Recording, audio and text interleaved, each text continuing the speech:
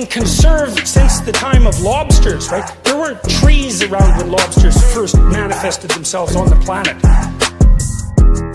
Brian, you're drunk. You're drunk.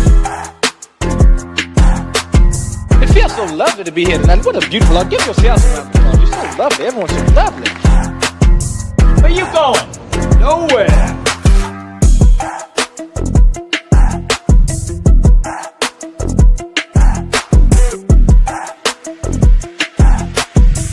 No words. I have the best words. But there's no better word than stupid. Water coming here is dead. There's a fly. I wonder where the fly came from.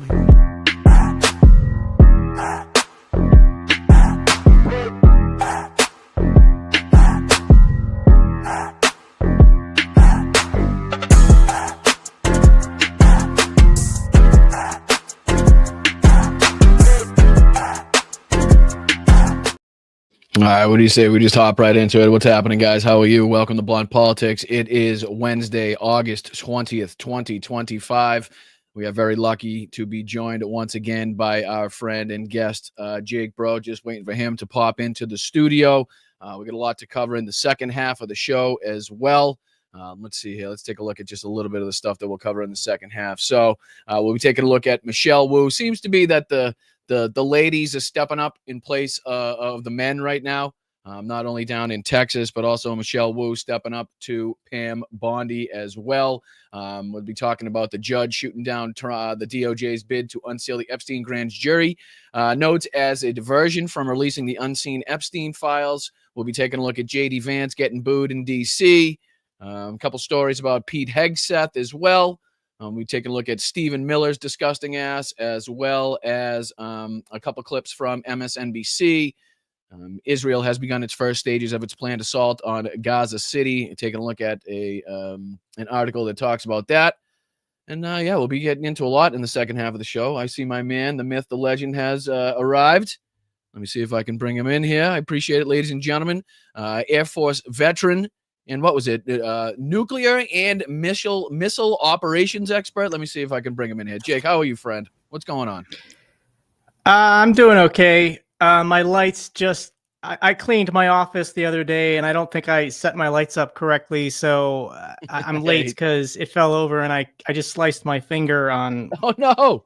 Well, you're talking to the okay. master of tech problems, brother. So if you're gonna sit here and commiserate with anybody about some tech issues, you let me know, Yeah. and we could chop up some airtime with it. But there's a lot to get to. A lot has happened since the last time we've talked. I mean, just in the last few weeks alone, there's been a lot of what people are calling developments. I don't really see so much development on the Ukrainian side as much as positive things, but. Before I get into all of the questions and all of the news, how are you? How's everything been besides your bleeding finger?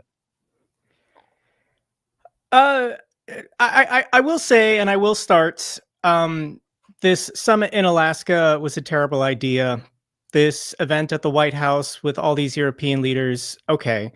Trump is not helping. We'll talk more about this, but he is raising awareness. This is dominating the headlines. People are focusing their attention on Ukraine and the underlying roots of this conflict, which I think is good because I think the average global citizen and the average American is not too well informed. So I've seen a spike in my viewerships. I've seen an increase in my subscribers. So I'll start by saying thank you to Donald Trump for at least raising awareness and the profile of this conflict.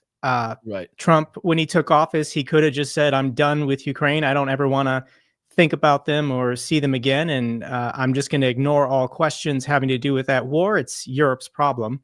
Trump isn't doing that, which is what I think the Russians would like him to do. And he's not. So he continues to talk about it, which gives people like you and me the opportunity to get out there on social media, make content, get good information, and try and move the needle, which it is. Support people who want to send military aid to Ukraine has actually increased over the last 6 months, despite all the campaign rhetoric about, Ukraine being corrupt and the money's being stolen and this isn't our problem. People are getting the pictures and videos from the war zone. They see that Russia targets civilians, and it's not right. when you see innocent people having their homes destroyed, churches being bombed, hospitals being bombed, Russia is the aggressor, and they need to be called out, and we need to send more support to Ukraine so we can stop this war. And I'm with you. Anything that raises the awareness level, anything that brings the spotlight back onto this, urgent situation, I will accept. I guess we'll start off with, what were your main takeaways? I know you said it was, you mentioned it was a waste of time, the summit with Vladimir Putin in Alaska, but having it taken place, and I'm sure you watched it. What were your main takeaways, both, I'd say, in the optic sense, and then both, any policy or lack thereof that came from that meeting? I don't give Donald Trump any credit for having the courage to meet with dictators.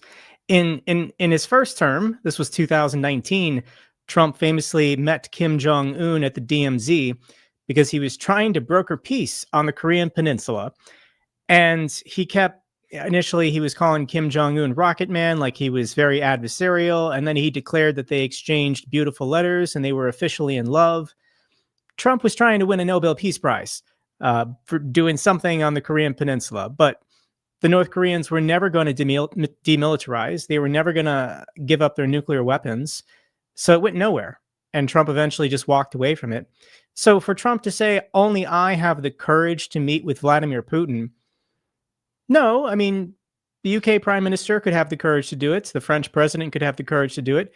But there's no point. There's no reason to. Trump got nothing. I have the clip from Russia Media Monitor in which they're bragging that Russia has conceded nothing. Russia has negotiated on nothing. All of their original demands from 3.5 years are still in place. They've not bent or moved or budged on anything.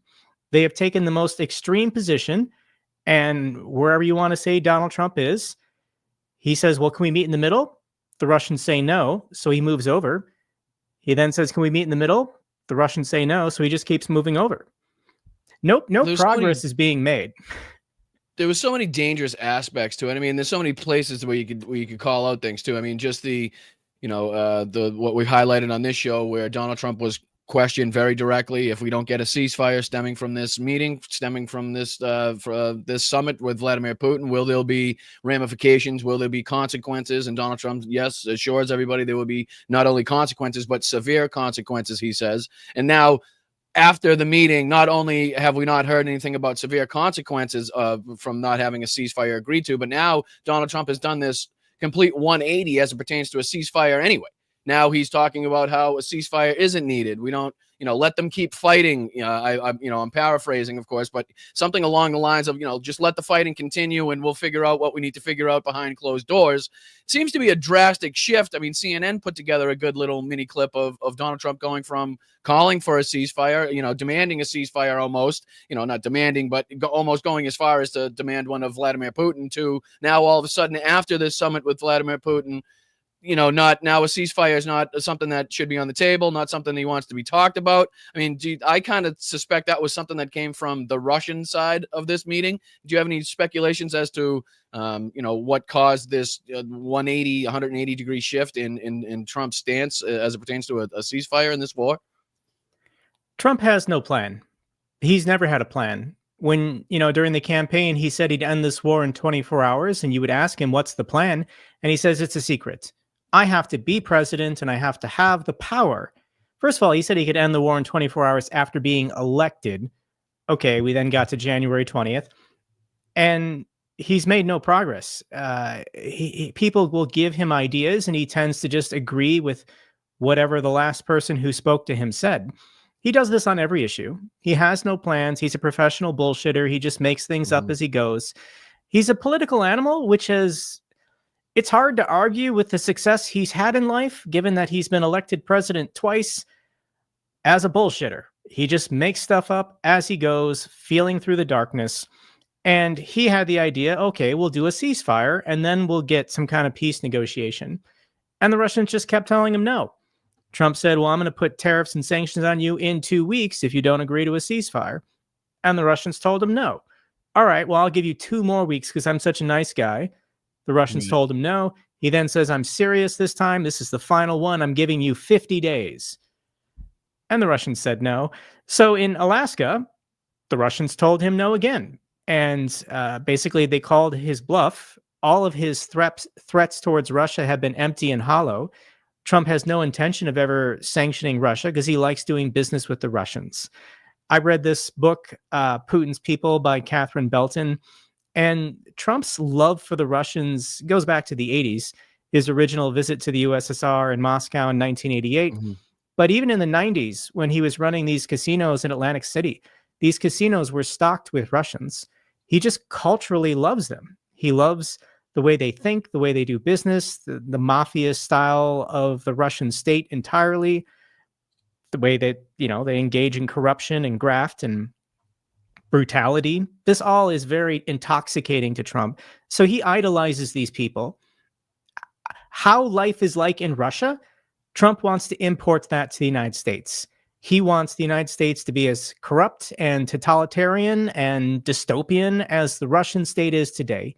Because he thinks that's the best case scenario for him personally and his family. So the Russians told him no, and he doesn't want to admit to the American people that his ultimatum failed. His threats were hollow. So it was ridiculous in this meeting. He was saying, I changed my mind. Actually, a ceasefire is completely unnecessary. I negotiated 6 peace settlements in 6 months with 6 other countries, and none of them had a ceasefire. Therefore, we don't need one. Right. And to go along with what you're saying, we're living in the we made a dumbest graphic timeline here to show, when Donald Trump's in Leningrad there, and then what the White House looks like now. And it's like, you wonder where he got the idea for it, or, where you wonder where he's, imitation is the highest form of flattery, right? So, I mean, you can see where Donald Trump's getting the ideas for what the White House is becoming. Here's the thing, Brian, is these tariffs are going to wreak economic havoc on the American economy. We are heading for a recession. There's nothing positive having to do with the American economy coming up. Inflation is going up. This is proven. Unemployment is going up. This is proven, though Trump fired the person saying that unemployment is going up. And once, people can't pay their bills and their cars are getting repoed and their homes are being foreclosed on, and they're going to see the president of their nation in a gold-plated room. The gold around Trump in the White House is just going to grow exponentially. If you're looking at those pictures and you think that's the finished product, no, he's probably going to make, I don't know, it's going to get really stupid and silly, guys. He's mentally gone. But yeah, when Americans are, if you think about it, when Americans are suffering and their president just keeps jamming more gold into the Oval Office, this is not going to resonate with people. This is going to lead to not a good situation for Trump and his family, I think. No, and speaking of the Oval Office, I have to get your thoughts on the meeting between Volodymyr Zelenskyy, the European leaders, and Donald Trump. Was there any parts of that meeting that kind of stuck out? I know it was kind of, for me, a little bit typical, routine, and mundane. I know there was that one supposed hot mic moment from Donald Trump saying that Putin wants to make a deal for him, selfishly saying that, it's not for peace or anything like that, but basically just because he asked him to. Is there any moments? I don't think that's a hot mic moment. That's what Trump says publicly. That's exactly what I said. That is literally. How is it a hot mic moment when that's what he says all the time? I have a personal friendship with Putin, and Putin should do me a personal favor because I've done personal favors to him in the past. That's how these mafia bosses interact with each other. It's all about reputation and one-on-one relationships. It's not about, what did Congress pass? What did the state Duma pass? What is the law? The law is irrelevant in the world of mafia culture. It's all about who knows who and who promised what, and have you ever broken your word with me personally? I don't care if you murder other people. It's all about how have you treated me? Have you shown me respect? So Trump is very careful to always show respect to Putin because that is mafia culture. And Russia is a mafia state. And Trump wants to turn America into a mafia state. The meeting in the White House didn't blow up because Zelenskyy knew just to shut up and sit there. Let Trump cry about crime in DC being astronomical. So we need tanks permanently parked on the White House. There's bad coverage in the news. Lawn. Yeah. He was talking about ending mail-in ballots because Putin told him we can't have fair elections with mail-in ballots. And the I think a insanity of that majority of is just- Americans either voted early or voted by mail in the last election, and Trump just said the election that he won was illegitimate because so many people voted by mail. It's stupid. crazy. I mean, and he even goes as far as to tout Vladimir Putin's words when he's talking about free and fair elections, knowing what people know about Vladimir Putin, Russia, and free and fair elections. And then the man that started this war telling Donald Trump that, you know, if he had actually won the election that he had rightly won, that he rightly won, this war would have never happened. The guy that started the fucking war saying this. And it's like, you know, you'll drive yourself nuts trying to make sense of it, what he's trying to say.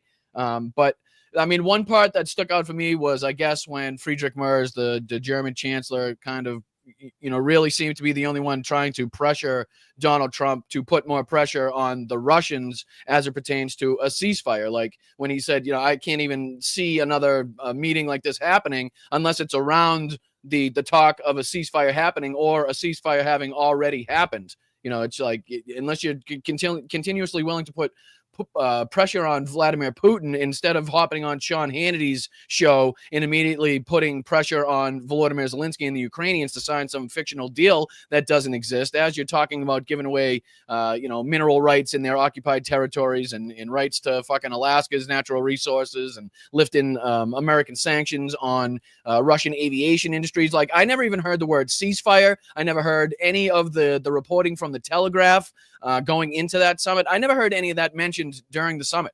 You know, that was one of the weirder moments. And you could tell from the looks on the faces of the reporters there when they didn't, you know, no questions were asked. Nobody answered any questions. Vladimir Putin wasn't forced or required to answer anything of the free press while in the United States. You could tell their face. They were like, what? Something's kind of not right here. You know, and it didn't really make any sense. But I guess that Friedrich Merz part was about the only moment from this meeting. You know, I'm glad it didn't blow up. I'm glad it, you know, he got his shot back in at Brian Glenn for his whole, you know, suit question that he had last time, you know, saying that he had the same suit on. But, you know, other than that, I don't think too much came for it. You know, I really don't. I know, you know, Yes Donald and Trump's no. trying to claim this trilateral meeting. And then you hear Sergei Lavrov and other Russian officials kind of shoot that down right off the bat, saying that that's, you know, and then you got this. I don't know if you saw this. I'm sure you have.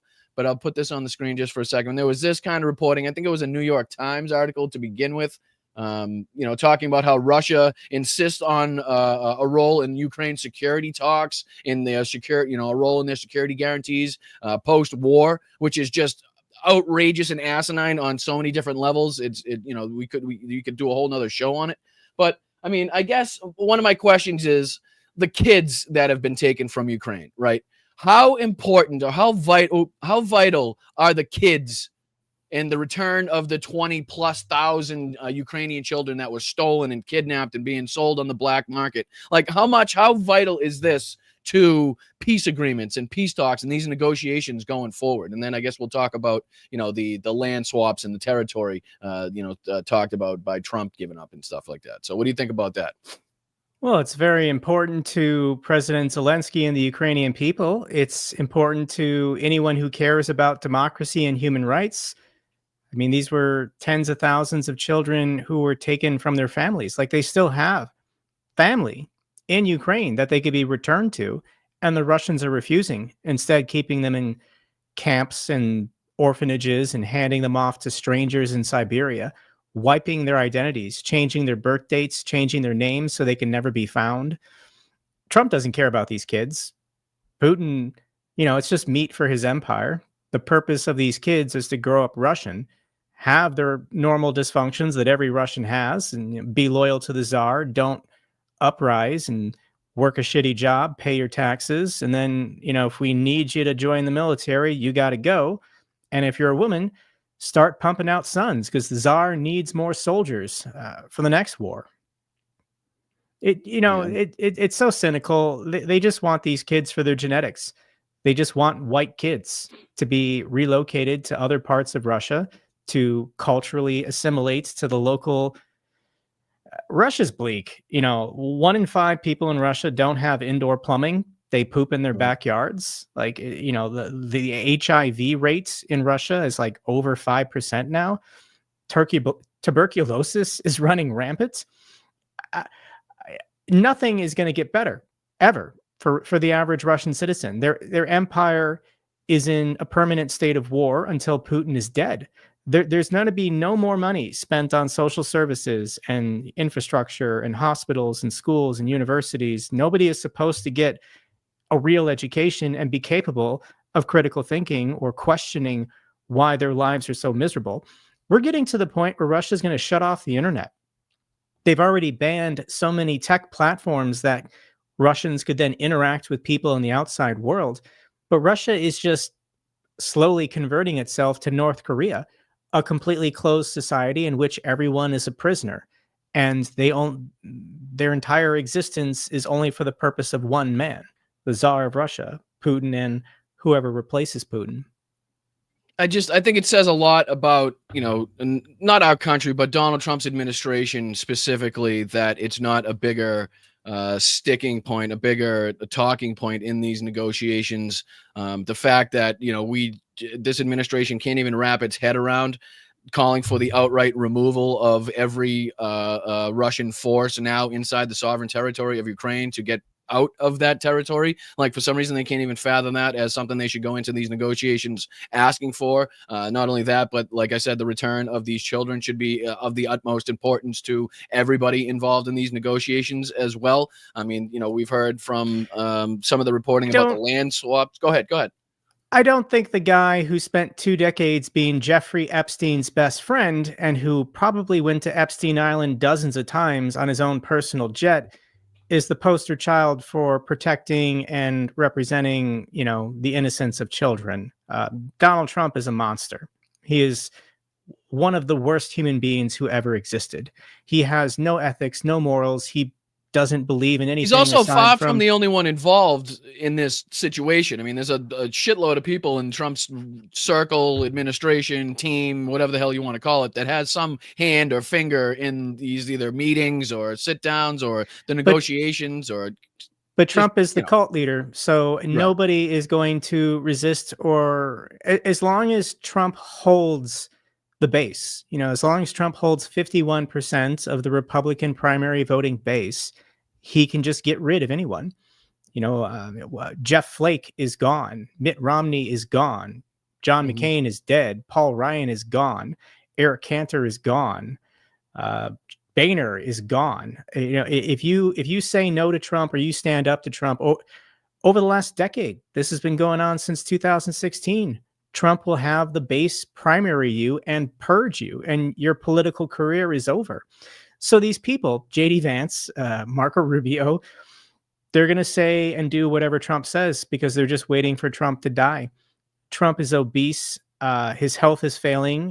He's 80 years old, and they know that being the president accelerates your aging process, and he's going to die soon. And as soon as Trump is dead, if you care, I think that's what we saw in his first term. While everybody was doing the comparisons of Obama and all the other past presidents coming out of their first term, and then you look at Trump and he kind of was like unfazed and unchanged. It's because the difference is those other people actually lost sleep because they knew the ramifications and the importance of the decisions that they were undertaking around not only inside the United States and around the world, regardless of what you think of their political decisions. I do believe that they were doing the job to the best of their ability and having these conversations late at night and different times with different world leaders, where Donald Trump is on the golf course most of the time. And if it doesn't pertain or have to benefit himself in some way, he doesn't give a flying fuck about it, which is why I think the only thing that we've seen age him so far is this Epstein thing in how much this is blown up in the media. I've seen him age, I believe, more in the last month, 2 months, 3 months since this whole thing blew up than he ever did in his first term, or even before that in his second term. I think it's really starting to get to him, the Epstein stuff, but I don't think he sweats too much the presidential the problems that he faces, to tell you the truth. Well, we can go ahead and compliment Trump and say what he has done correct his entire life. Famously, Donald Trump doesn't drink alcohol and he doesn't smoke cigarettes.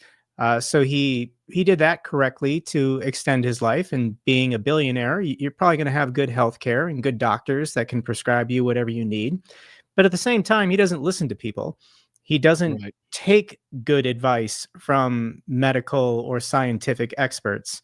And we're seeing this with the Kankles, like his legs and ankles are very Yep. swollen, and the Yep. bruising on his hands. He's obviously getting IVs to be injected with something.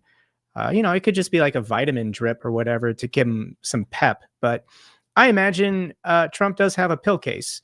There's probably like a pills in the morning he takes and the pills in the evening he takes, and some of them, could just be aspirin or whatever. But he also probably, he takes his anti-hair loss medication, I think Propecia. But he's a weird guy. He's just one of the weirdest guys who ever lived. And about 41% of this country, for whatever reason, loves him, and they think he's their champion. But no, we have reached the point where it's the find out phase of F around. Democrats tried to warn the general public, if you elect Trump, bad things will happen. And we're past the election. We're now just in reality where bad things have to happen. These tariffs are going to be a nightmare. I mean, people are losing their farms. People are losing their businesses. It's going to take a little bit of time to ripple up, but people's cars are going to get repoed. Their homes are going to be foreclosed on. The contraction is going to be brutal once it gets here. I live in Vegas. I feel it. I see it. When I go driving on the strip and I go to the airport, it's not very busy. 20%. Yeah, I saw that video you posted at the fucking airport, dude. I've been to my uncle used to live in Henderson. I've been out to visit him a bunch, and I've never seen that airport like that in my life, regardless of how early, late. I mean, it doesn't matter usually what time This you're in was Vegas. 6 a.m. in the morning. Crazy. This was Terminal 3, and I was flying to Houston. So I had a connecting flight. I was going to Tulum, Mexico for a friend's birthday. And yeah, I mean, I got into the parking structure, and I was like really scared because I've gone to the long-term parking structure and it's been full. And then when you get to the airport and you find it's full, you got to go to the overflow lots and you got to take a bus to the terminal, which can slow you down. You're trying to catch a flight. So I always have this anxiety of what if I get to the terminal and, the parking structure is full and I got to go to the overflow lot. That'll add 20 minutes or whatever. Right. But I got there and I saw the board. They have like the digital counters of how many parking spaces are available on each floor. And it was like level 2, 200 spots available, level 3, 300 spots available. And then level 4, level 5, like 750 spots available, 800 spots available. And I didn't think to take a picture of it. Like I should have taken a picture of that. That was really telling. But then I parked my car. I never go to the first level. I always just go up another one. So there's more availability. And yeah, it wasn't busy at all. Like there was spots everywhere, and I parked my car and then I got to the Sky Bridge and I was like, wait, I don't see anyone. And I looked over the side of the Sky Bridge and there was no traffic, no people. I didn't see anyone. It felt like a zombie apocalypse movie. And I understand it's 6 a.m. on a Friday, but still, this is an international airport in a city that's not supposed to sleep. Right. So I took that short, and then I got on my flight to Houston, and it was less than a third full. I had a row to myself, probably for the first time since I was in high school, which it shouldn't happen on modern airlines, when they're always shifting people around to make sure that every flight is near full. But this was a third capacity on a flight to Houston from Vegas. So yes, something weird is happening with this city. And this kind of scene is being repeated all over the country for different reasons. I know New England, before I moved to Southern California, was already struggling with the lack of, travelers and tourists coming from Canada because they, thrive on, Canadians coming down and either skiing in the winter or hiking and camping in the summertime or spring or whatever the hell.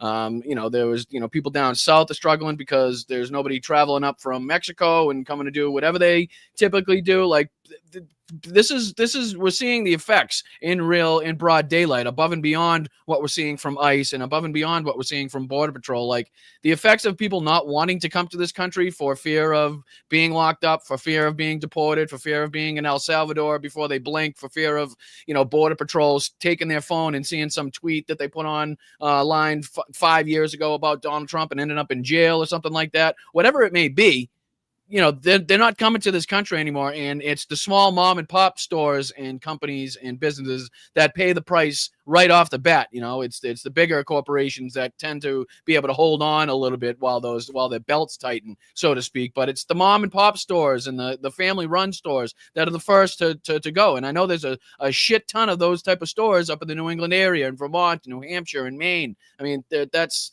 pretty much how a lot of them survive up there. And it's going to be tough when they're the mainstay of what they make their money on isn't coming in anymore. It's I've been talking to a lot of people heading into midterms. Go ahead. Yeah, go ahead.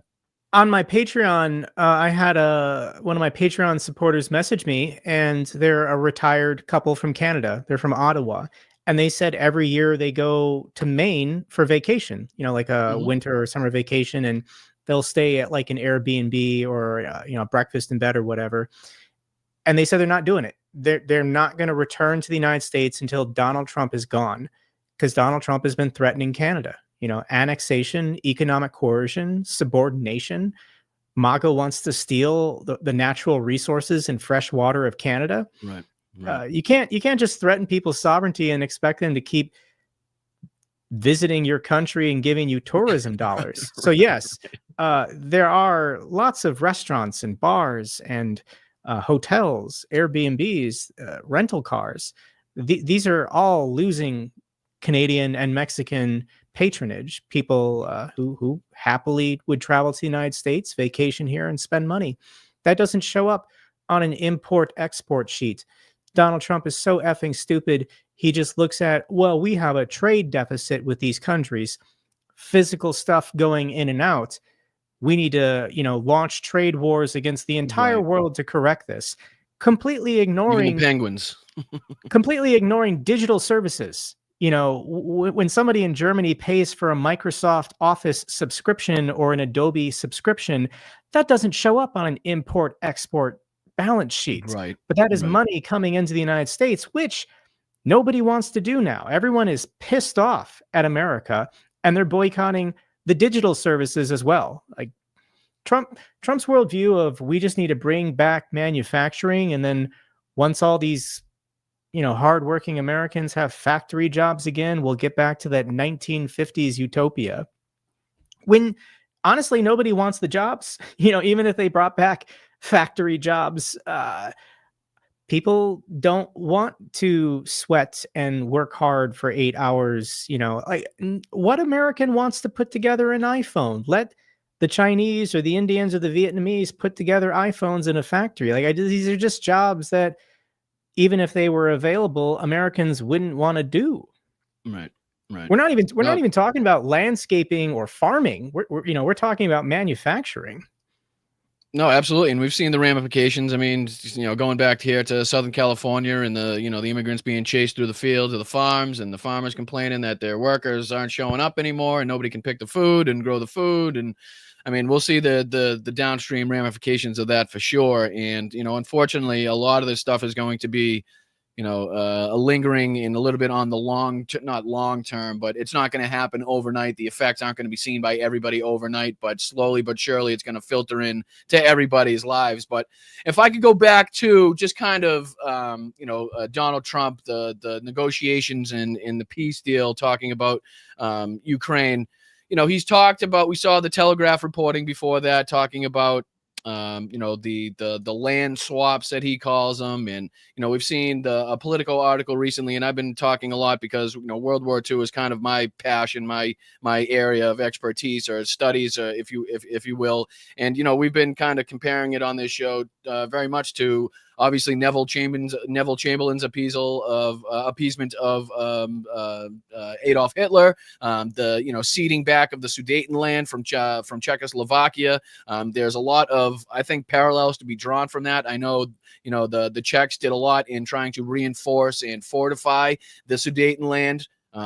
Before it was given by the Allies to Hitler, which then put Czechoslovakia at a huge disadvantage in trying to defend its territory. I see a similar situation with the rest of the Donbass. I know, Russia controls roughly 70% of the area. I think there's something like 2,500 miles controlled by Ukraine, but it's a very important bit of land that they control. There was a lot of money, resources, manpower dumped into fortifying that area and using its natural barriers and natural, escarpments and resources, natural, I don't know what you want to call the topography around there as another barrier. If Russia were to break through, as opposed to the flatter areas around Kharkiv and in that area. Can you kind of just go into what a detriment it would be, how dangerous it would be for Donald Trump to offer up the rest of the Donbass, and how that would be kind of a double whammy on Ukraine, because they would also then have to go on to build and rebuild up fortifications in other areas that may not be as conducive to it, like terrain wise? Russia is really good at taking open fields slowly, but they take them. If you use enough glide bombs, use enough artillery, do enough meat assaults, you will take a machine gun nest at the intersection of 4 farm fields. Ukraine has done a fantastic job trading land for time. Where the Russians really slow down is whenever they get to a mid-sized town. For all these little villages that support the farming communities, it's like 12 houses. That's not a city. But Avdiivka was pre-war population 30,000. Pokrovsk, pre-war population 50,000. You've got Konstantinivka, I think pre-war population 40,000. But Sloviansk and Kramatorsk are massive. This is 100,000 and 150,000 people who I imagine 80% still live there. So, one, you can't talk about land swaps or conceding land when you're really conceding people. The rest of Donetsk in this region has to be almost 1 million people when you factor in everything. These are their homes. This is their property. It's their ancestral burial plots. These people don't want to surrender. They don't want to be Russian. Anybody who wants to be Russian has had every opportunity the last 35 years to go emigrate to Russia. Russia has plenty of land. Russia is very welcoming.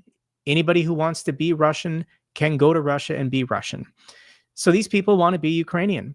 They want to be Ukrainian on their ancestral land. And obviously this is a trap.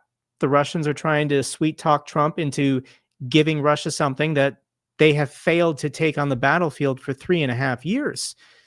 1 million casualties, and they can't even take Sloviansk and Kramatorsk. So this hypothetical is never going to happen, but sure, let's talk about it.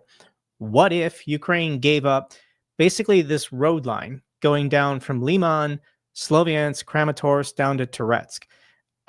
This is the shield currently protecting the rest of Ukraine. Once you get past this highway, once you get past this beltway of roads that went down to Mariupol, it's just open fields. It's just more farmland. You have the small settlements, but I think Polava, I think, is the next mid-sized town to the west, like close to 60,000. But if Russia got past this beltway of medium-sized cities, then yes, then they could have a real military breakthrough, threaten Kharkiv from the south, threaten Dnipro from the east, and threaten Zaporizhia from the north. So no, Ukraine is not going to even entertain this. This is not a serious proposal. Donald Trump is talking nonsense. Donald Trump right now is flailing because he knows how embarrassing this looks for him, how weak he looks. So he's just tossing things out that Ukraine has never agreed to and Russia has never agreed to. He's just confusing everyone. The media headlines the last week have been insane because Trump keeps saying we're having breakthroughs that don't actually exist. Ukraine's they seem to be breakthrough on the Russian side, though, because he seems very quick to, on Truth Social, rule out Crimea, rule out NATO membership for Ukraine. Talk about, I think we played his Fox and Friends interview the other day where he went on to again blame Ukraine for taking on a country 10 times the size, like it was their choice. He goes on to say that, Crimea and NATO membership are out of the question solely because the USSR and Russia said so. Like he had no other reason, he had no other example or excuse other than to say that it was Russia that it has been throughout this whole period of time saying that Ukraine can't join NATO, and that's the sole reason why it's just a ridiculous thing to ask for because Russia they won't agree to it type of thing. And it's like it seems like you're more it seems like you're listing the demands of Vladimir Putin and Russia and giving that to Ukraine, as opposed to taking the list of demands from Ukraine and the people that were attacked and bringing that to, the aggressor in Vladimir Putin. Like, seems like things kind of has switched a little bit after his meeting, in my opinion, just in my, amateur opinion from, with his rhetoric. Obviously, there's no ceasefire deal thing anymore is a switch, and that's just since his meeting. So I think there's a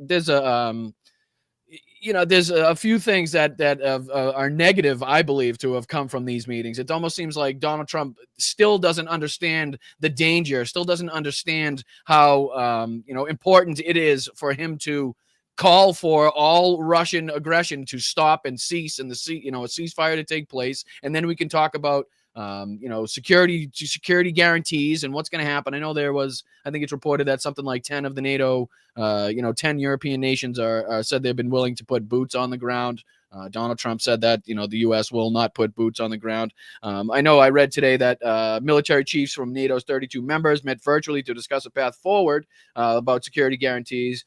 More met yesterday. They've talked about Budapest and Geneva having been discussed as potential sites for a summit between Russian and Ukrainian officials.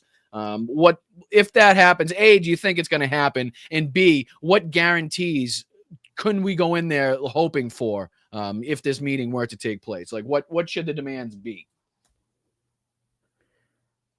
I don't think Donald Trump misunderstands anything. What Russia is doing is that's Trump's ideology. Might is right. When we talk about the international rules-based order and why it's important, people don't understand what it is. It was created almost 80 years ago. This is the UN Charter. The UN Charter spells out, the sovereignty of nation and the inviolability of borders. We tried to end the age of empires. The United States, in 1945, all the industrial powers had destroyed themselves except for America, because we were secure. The United States was 50% of the world GDP, and we created the UN, and we created the Bretton Woods Agreements, where we tried to promote free trade, the theory being nations that trade together don't go to war against each other. But prior to 1948, this is how things always were. You got big, you got strong, and if you wanted to invade your neighbor, kill them, and take their stuff, you could. And then you just redraw the maps. So for Trump, he sees Russia as being big and strong. And if Russia wants to invade Ukraine and take some of their land, they should be able to, because they're big and strong. She has the same world view, and so does Trump. Trump wants to take Panama. He wants to take Greenland. He wants to take Canada.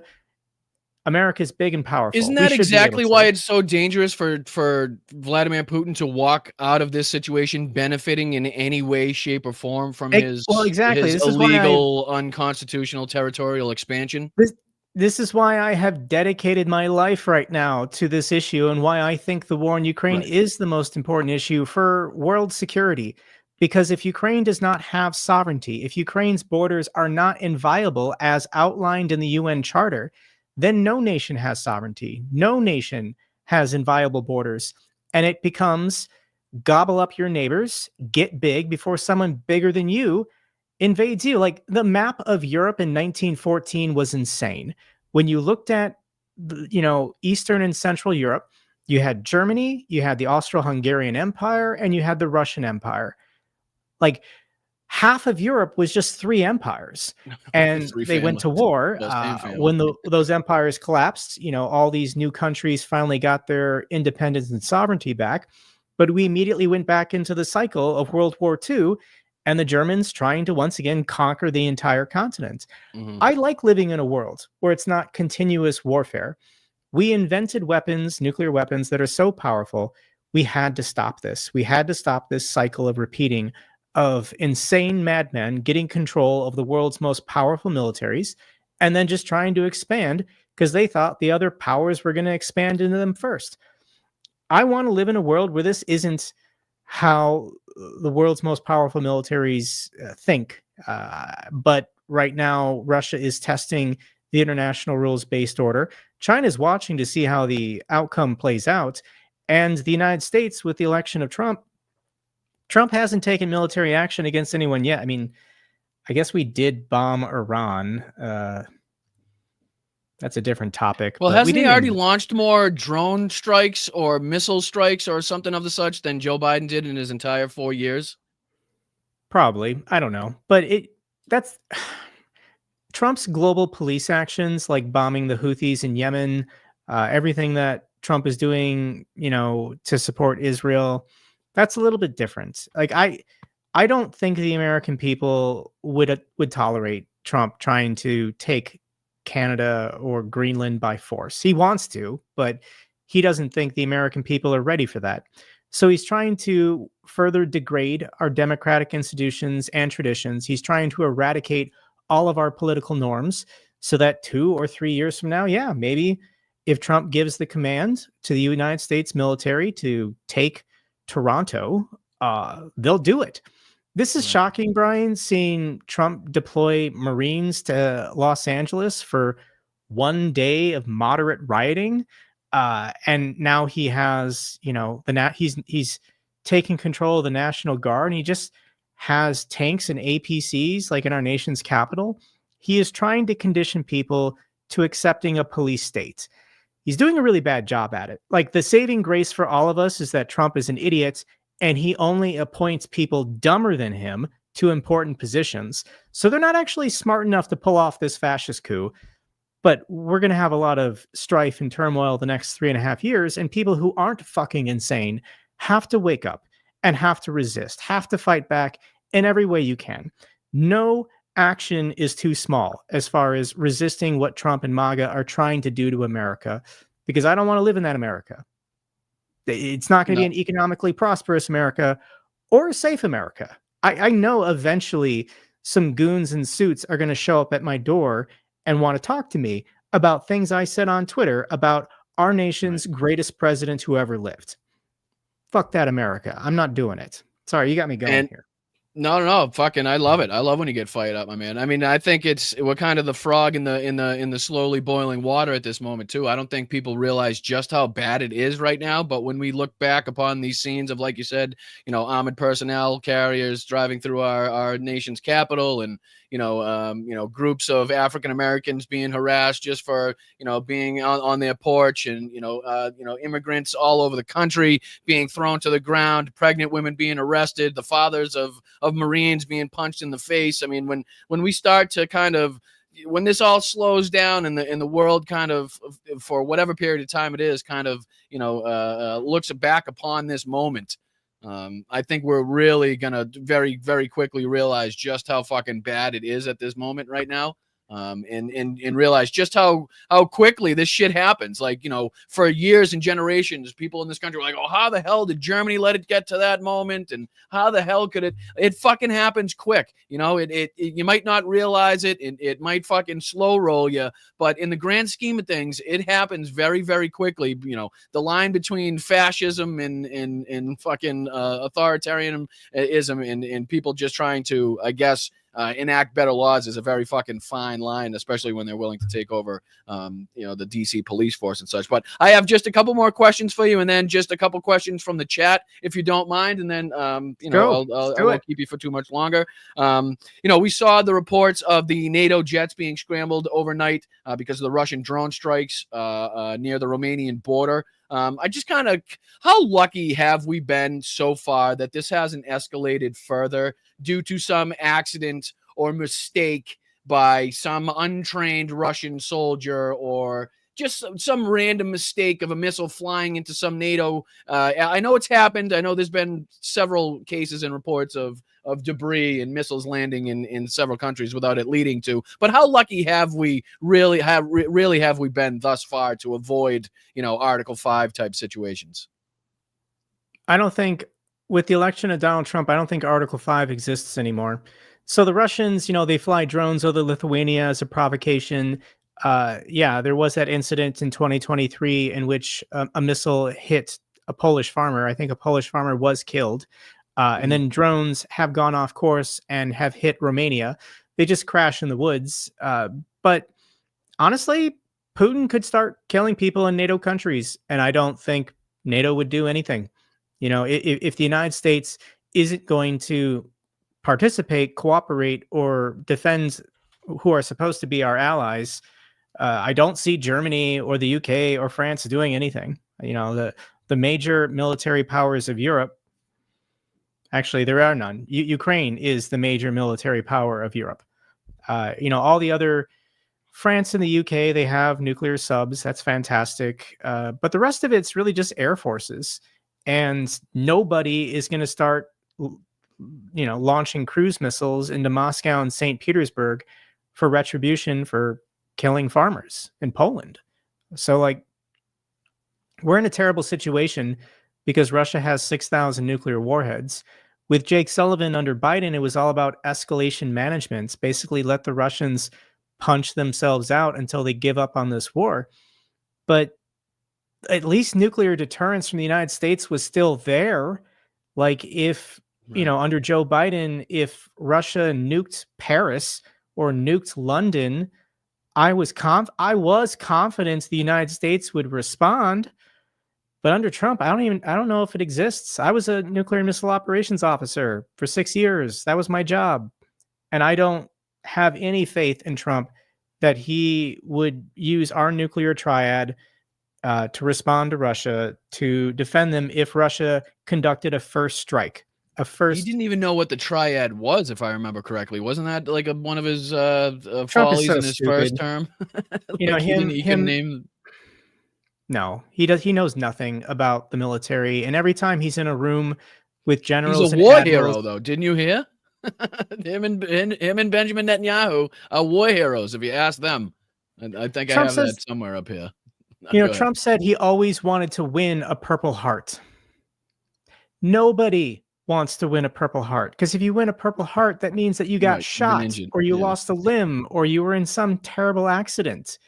You know, you can win other military awards for bravery Right. and heroism, but Yeah, nobody commendation wants to win the Purple Hearts. He's so stupid. Yeah. All right. So last one for me, and I think this is kind of a big one that people have been wondering about. I've heard some, I don't know if you'd call them high profile, but the people that they would say themselves have a lot of expertise on the matter have been kind of going back and forth debating whether or not we actually saw Vladimir Putin at the Alaskan summit. So, Jake, was it or was it not Vladimir Putin? Did we see a double or did we not see a double at this summit?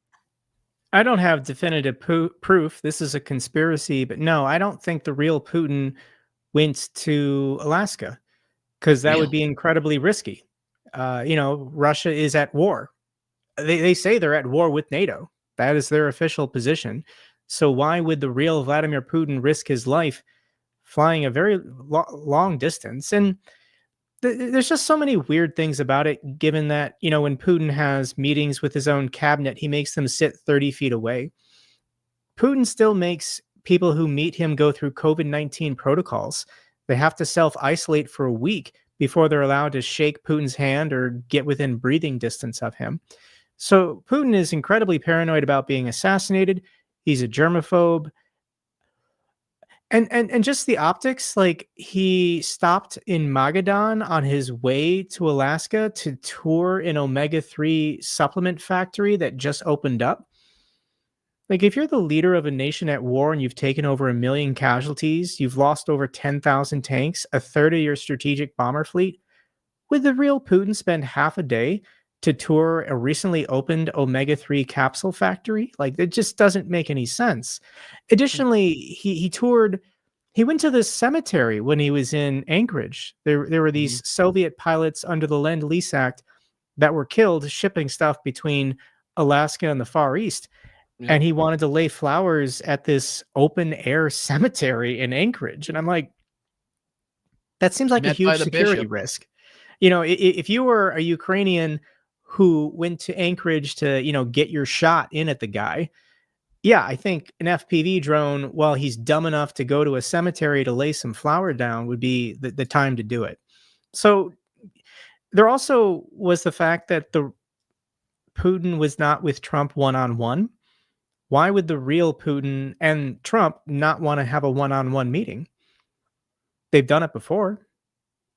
So it was a 3-on-3. You know, Witkoff and Rubio were with Trump, and then Lavrov and one other guy were with Putin. But I think it was a 3-on-3 because like Lavrov and the other guy knew it wasn't the real Putin. Like the real Putin, the meaning was just talking gibberish, and Trump probably could tell.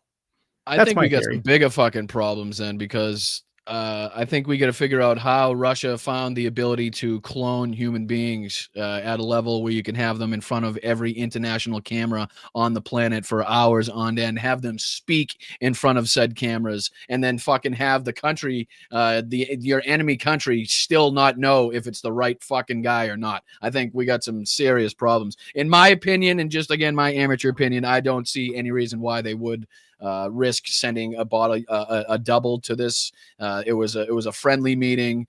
They had no worries about ICC countries. I'm sure they were given every assurance whatsoever by Donald Trump and his administration that they would be safe. Again, typically when they use doubles, and I know they do, I'm not saying they don't, but typically when I've seen them used, or when it's kind of been reported that they've used, is in like either like really crowded areas where Vladimir Putin or whoever's supposed to be Vladimir Putin isn't stopping for long periods of time. He's damn sure not speaking in front of the cameras for long periods of time. I know there were moments where like he had some, facial expressions and stuff that people thought were quite odd, but I don't see any reason. I think it would only backfire in their face if it was, something happened and it became blatantly obvious that they sent a body double, a fake, to this summit with the United States. I think that would be like an embarrassment that even the Russians couldn't fucking sweep under the rug. But again, I have no proof either way. I think we better be fucking very, very worried, very, very scared if the Russians have the ability to produce fucking doubles at a rate, at a level that we could sit there again and watch him at an all-day event in front of fucking cameras from every angle and still not be very sure on if it was him or if it was not him. That's all I know. We got bigger problems. But there's a question here from somebody in the chat. They ask, I would like to ask Jake, what is the difference between now and the end of World War II when dealing with the Soviets, aka Putin? So the Russians used communism as an excuse for their own imperial ambitions. Communist ideology said we can't achieve global peace until the class struggle has been officially ended. So communism had to be spread to every corner of the globe. And who was the one leading the push? Moscow. So good for the Russians. They get to be in charge of this global, communist, revolution of the United States. So at the end of World War II, this is 1945, the Russians, or the Soviets, had a standing army of about 10 million guys. The United States had a military of about 10 million guys. These were massive armies to, bring the world wars to a conclusion. But we had the atomic bombs. Like the United States had nuclear weapons unchallenged until 1945 with the Soviets' first test. So we sent all of our guys home. When World War II ended, American GIs were released and they went on, they got the GI Bill, they went to college, they moved to the suburbs, they got married, white picket fences, everyone was having 6 kids, we had the baby boomers. But the Soviets didn't do that. When World War II ended, Stalin did not draw down his militaries. Their military maintained that insane level of 10 million uniformed soldiers for another 2 decades. And it was an occupation force. It was an occupation force of Central Asia, the Caucasus, Eastern Europe, Central Europe, East Berlin. And yeah, they were imposing communist ideology on all these countries, but it was also about control. The Kremlin just wanted as much imperial control for themselves as they could. So the difference between then and today is Russia is way weaker than the Soviet Union was in 1945. So when the USSR broke up, the Soviets lost half their population and they lost half their GDP to these 14 newly produced countries. These are people that have always existed. They always had a national identity. Azerbaijanis, Kazakhs, Belarusians, they were always there. They were just sucked in and trapped in this evil empire. So the Russians are not the Soviets. There is no comparison. The Soviets had brilliant scientists and vast natural resources, and they just had the sheer numbers. It was terrifying to the United States, in the 1950s, the Red Scare, because the Soviets had a larger population. Their economy That's also why wasn't Patton terrible. was willing to go as far as to use the German troops against the Russians after World War II. You know, he was seriously considering, you know, Well, arming Patton was the right. fucking. No, right. Well, At least in that account, yeah. you say how you enjoy World War II history. World War II started because Poland was invaded. France and the United Kingdom declared war on Germany in response to Germany invading Poland. And when World War II concluded, Poland was being occupied by the Russians, and the Russians refused to give it its independence. The whole purpose of World War II was Poland, and then at the end of the Right. war, we allowed the Poles to be occupied by the Russians. And that's why we have to avoid another Yalta situation in 1945, just divvying Trump's up countries that we have no fucking right to in order to get Trump a Nobel Peace Prize. We're living in the dumbest timeline, Brian. We're living in the dumbest timeline. Yeah. Like, Well, I appreciate your time, dude. I really do. Thank you so much. I know you're a busy guy. You have a huge channel. You have a huge social media presence. Can you let everybody in the chat know where they can find you, where they can watch your videos, catch all your action on social media so they can follow you? I am everywhere. I'll tell you what happened, Brian. But when Kamala Harris lost in November, I said I'm not doing enough. I have to find a way to do more. So prior to the election, I was just on YouTube and then Twitter because that's where I did my research. But now I post daily on Facebook, Threads, Instagram, Blue Sky, Twitter. I also upload all my videos for free on Spotify. I haven't even monetized yet, but I just put my stuff out there. I do clips, and then obviously I've got my YouTube channel. So I crank out a lot, and it's having a huge impact. Like I can see, I had a tweet on Threads get like 30,000 likes the other day. So like Threads a real competitor now to Twitter and Blue Sky. Yeah, Blue Sky's doing fine. Have I talked to you since I got back from Ukraine? I don't even think I've spoken to you since I got back from Kyiv. No, I think the last time we spoke was before that. So one of these times we'll have to maybe sit down again and hash out another time. We can sit down and talk about my experiences over there, and like I was just talking about with Major Ojeda and the day I spent at Dachau concentration camp, and like I said, I drove a pickup truck from Warsaw, Poland to Kyiv and handed it over to, we handed several military vehicles and ambulances and fire engines and military equipment and medical equipment, everything from fucking military equipment to bug spray to, troops and units that were in desperate need and very appreciative of the work that people were doing. So it was a very, very eye-opening experience. And I'd love to, if you have time sometime, sit down and talk about the experience with you. So, but anyways, I appreciate you so much, dude. I really do.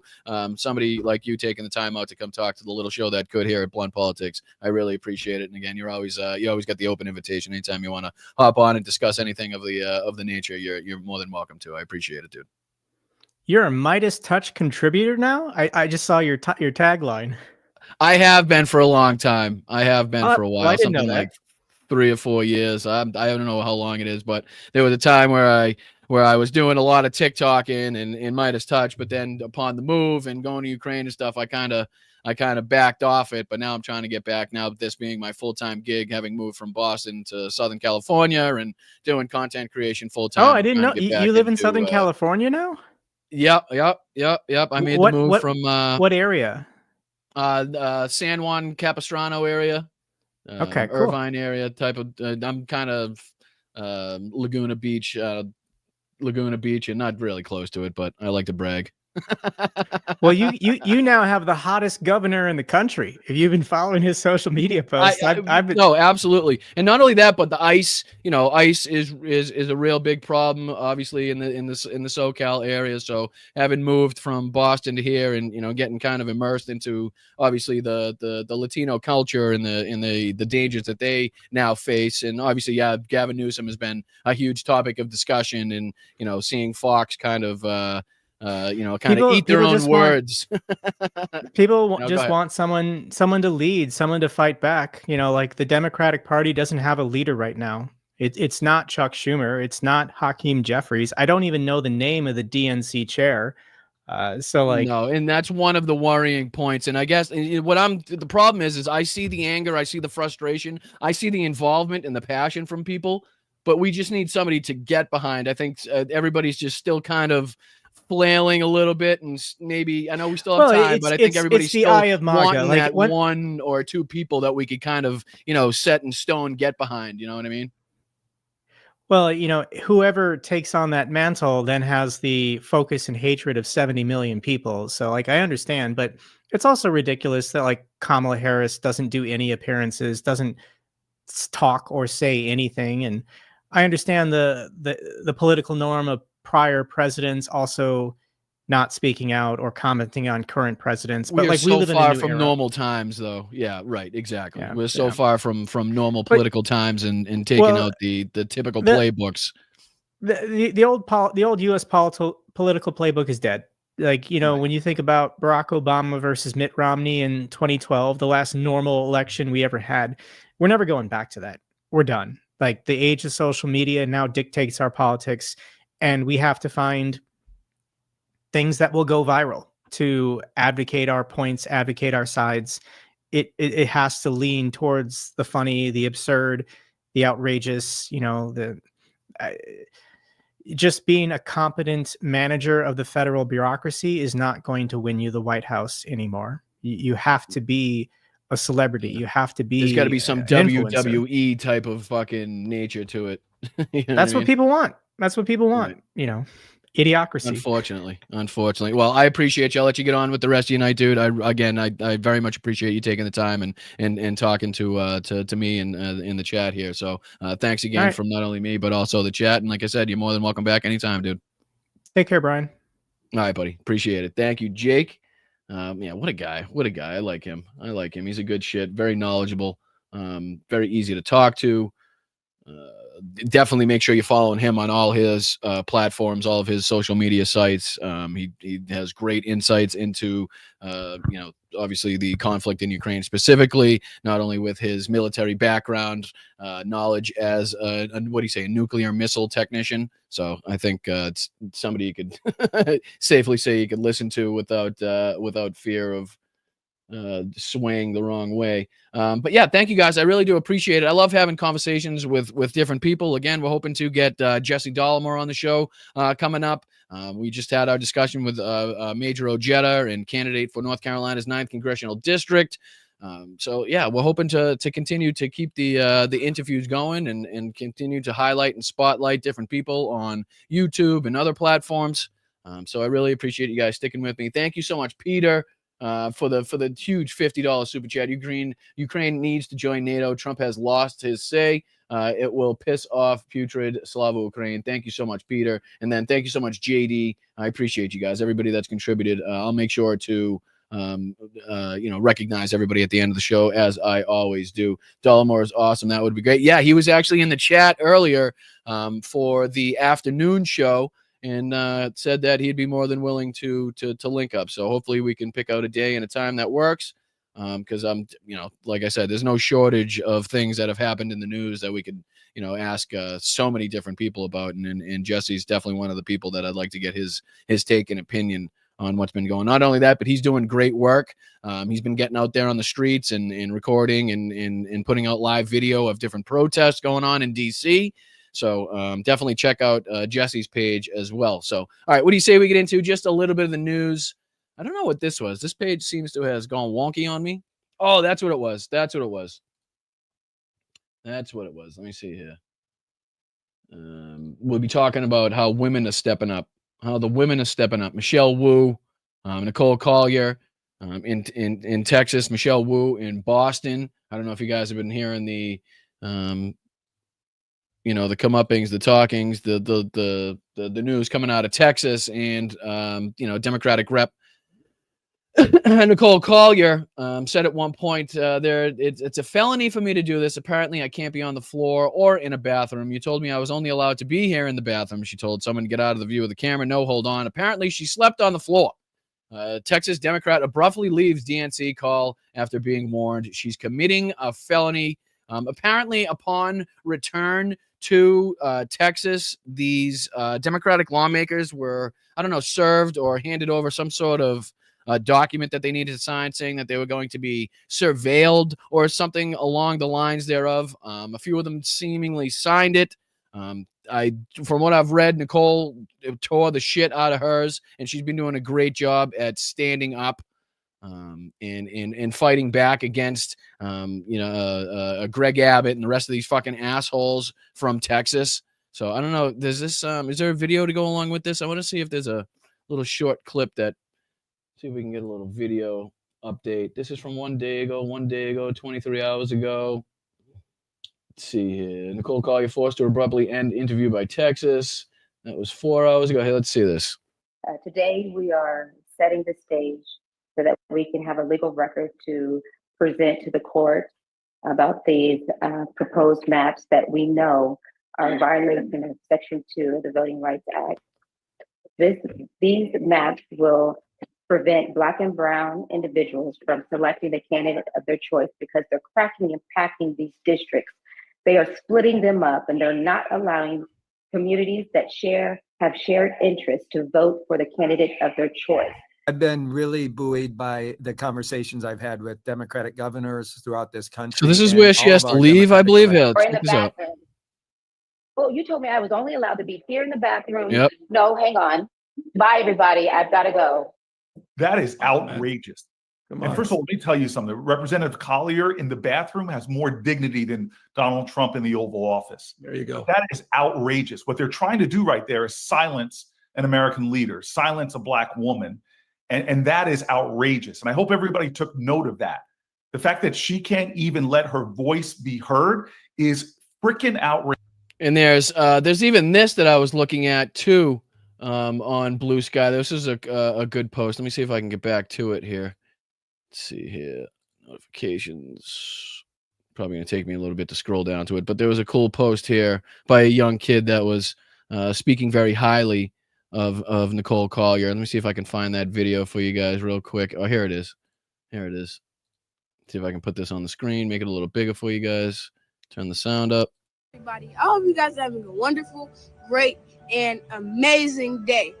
And I don't know if you guys have heard about Miss Nicole Collier, but right now she's being held against her will in the state capitol because she refuses to sign a permission slip giving police the right to follow her around and make sure she comes back for the voting that they are having in the capital of Texas so they can redraw the map because they're doing gerrymandering in Texas to keep Republicans always in the lead. She refuses to sign it because she doesn't want to go to the Capitol during the voting because if she's not there, they can't hold the voting.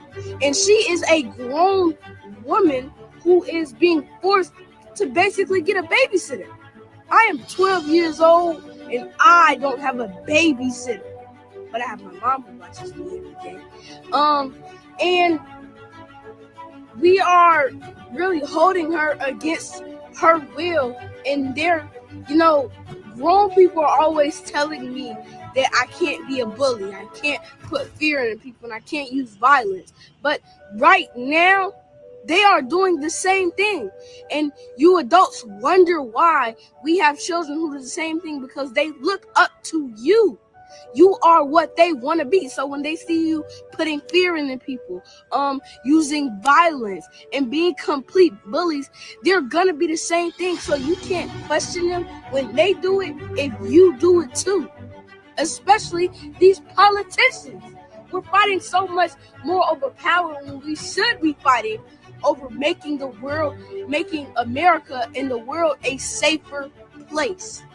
So, Miss Nicole Collier, it's a shout out to you. And from here in Chicago, I am fighting with you. I'm glad you stood your ground. And here from Chicago, we are fighting with you. So I hope you guys have a wonderful, great, and amazing day. It's positivity is always a plus. Standing your ground is a plus.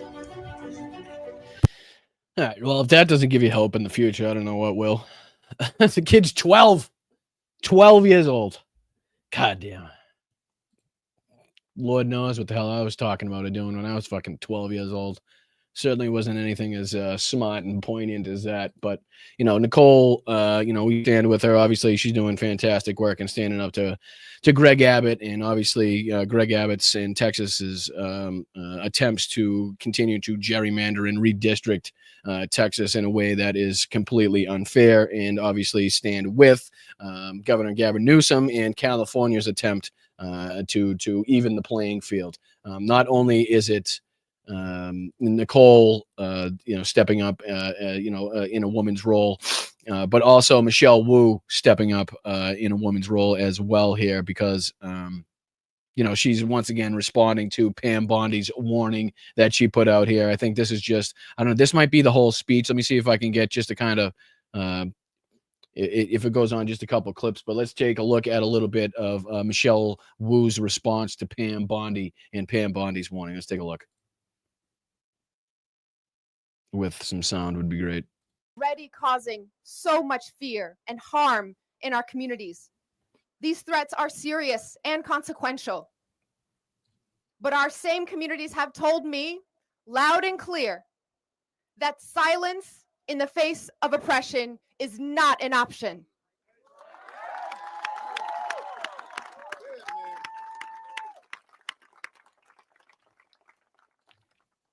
The U.S. Attorney General asked for a response by today. So here it is.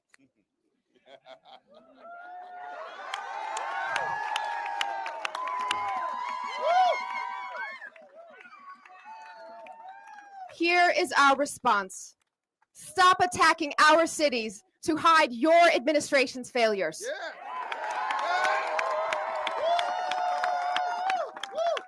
Unlike the Trump administration, Boston follows the law.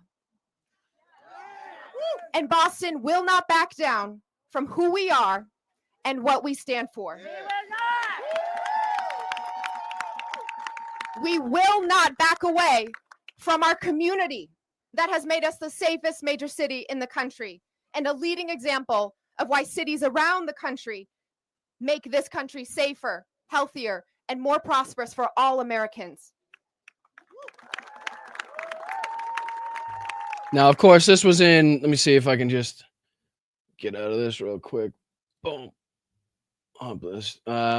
This was response to Pam Bondi's warning over sanctuary city policies and her threats that she's put out to several blue cities around the country as it pertains to Donald Trump's threats to take over said city, take over said police forces. And again, it's just nice to see people standing up in defiance, people standing up in resistance. Nice to see not only Nicole Collier standing up in Texas, but also nice to see Michelle Wu standing up in Boston, amongst other leaders around the country as well. Gavin Newsom, J.B. Pritzker, the list goes on. But it's nice to see that there are people continuously fighting for people of color, the immigrant population, against ICE's authoritarian, fascistic fucking rule. I mean, ICE is just absolutely out of fucking control when you got ICE roaming the streets saying that liberals destroyed this country as they brutally beat on people and rip people out of cars and out of their homes and off porches. I mean, we have a serious fucking problem when armored fucking carriers, armored personnel carriers are roaming the streets of DC just looking for anybody that's not white. I don't know. I mean, now I don't know if we really have to repeat or reiterate on this show, but yes, slavery was a bad fucking thing. Regardless of how much this administration tries to rewrite history, how much it tries to pressure the Smithsonian, how much they try to rip, history books and, educational fucking, educational readings out of schools that depict what this country's history was actually like. They will never, ever, ever get this fucking population. They will never, ever be able to get on the right side of the negotiation, the right side of the argument, to get anybody to believe that slavery wasn't a bad fucking thing. Okay? That's just not a negotiation. That's just not a fucking conversation that we're willing to have on this fucking broadcast, on this show. so you can fucking pound sand if you even want to engage in that fucking debate. You can stick that debate so far up your ass, I'll take it straight out of your mouth when you're done. How about that? So you can fuck yourself on that one too. And this was another thing, another article that I wanted to just kind of throw up there too. This was judge shoots down Trump DOJ bid to unseal grand jury notes as diversion from releasing unseen files. The Department of Justice has struck out with all requests of federal judges to unseal grand jury transcripts and other materials related to the late sex offender Jeffrey Epstein on Wednesday. A judge in New York denied the government's request to unseal the documents, noting that the content of the grand jury transcripts in the sex trafficking case pales in comparison to the Epstein investigative information and materials already in the hands of the DOJ. District Judge Richard Berman, who presided over Epstein's case before he died by suicide, still remains to be seen, in 2019, agreed with another judge who last week called the government's request a diversion tactic to distract from public pressure against Donald Trump's administration to release the so-called Epstein files. The government is the logical party to make comprehensive disclosure to the public of the Epstein file, Berman wrote Wednesday. By comparison, the instant grand jury motion appears to be a diversion from the breadth and scope of the Epstein files in the government's possession. Currently in the government's possession. The grand jury testimony is merely a hearsay snippet of Jeffrey Epstein's alleged conduct. Wednesday's ruling follows a separate rejection of the Justice Department's request for grand jury documents in the case. Ghislaine Maxwell, Epstein's former girlfriend, is serving a 20-year prison sentence after a conviction on sex trafficking charges tied to his crimes. Yada, yada, yada. We know all the rest of that. The agent testified over 2 days in 2019. The transcripts, that's just kind of going over last material. But yeah, this was, again, another one of the DOJ's attempts to kind of, add a stall tactic in. So now when they come out and say, well, the judge shut down the opportunity for us to release these notes, they're going to go ahead and blame it on the judge as opposed to, actually releasing what the judge said, saying that you guys actually have much more information than anything I could possibly release in these grand jury notes. So why you're asking for these to be unsealed while you have the information in your possession is utterly fucking preposterous. It obviously is seen as the diversion tactic as it is. So this is why I want everybody to be ready for people to be like, well, it was the judge that said they couldn't release the fucking files. No. The judge said that the DOJ's bid to unseal the grand jury notes was a diversion tactic from releasing the unseen files that is already in the possession of the federal government. They have possession of these fucking things. Like, why are they going to other people to try to release other shit when they themselves have the fucking info? They have the fucking info. It's crazy that people still and nobody's buying it. Nobody's buying it. Not even in MAGA land. Not even fucking nowhere's buying that. I don't know who they think they're going to get one over on. This was another funny article that I wanted to fucking bring up too. I don't know if you guys saw this. JD Vance booed in D.C. as he awkwardly greets National Guard at Union Station. What the fuck made this guy think that he could just waltz into D.C. at a time like this and get like a warm reception is beyond me. Hey, let's see if we can get, let's see if there's video of it. Is there video of it? Let's see. Pete Hegseth. Let me see. Let me see if I can actually get the clip of it. No, I'll see if I can look it up somewhere else. Thought they had an actual clip. Let me see. Vance booed. Video. Is it? Yeah, I think it's this one, right? Trump is taking his fight against so-called woke culture to U.S. museums. The White House already announced a review of I don't care about the report. Just tell me where he gets booed. And the president is telling the Justice Department to examine other. Vance.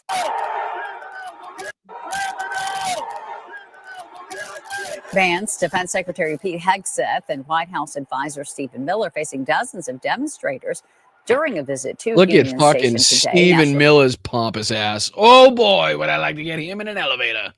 Guard troops from 6 Republican-led states are in Washington, D.C. as part of the president's nice little effort Nazi to crack down haircut. on crime. Is that the Adolf special? Is this the Adolf special? I think that's the Adolf special. Can anybody kind of confirm or deny? I think that's the Adolf special. I think that was done with a true 1933 German fucking razor kit right there. As you can see with the mouse that I'm moving. That's either Himmler or I'm not sure. It could be Hitler or Himmler. Homelessness The White House says it's led to a sharp reduction in crime. And now federal marshals have Sharp announced reduction in crime, because I thought that I'm pretty sure that I saw that restaurant reservations were down. Let's see here. Let me see. Restaurant reservations down in DC. The city is dead. Restaurant. Here we go. There you go. There you go. You were saying about cleaning up the crime. The city is dead. DC. Oh, fuck off. No, I don't want to buy anything. What does this mean? Get out. Move. Stop. What is fuck? All right, we'll go to somebody else. Hold on. How about this? Reservations.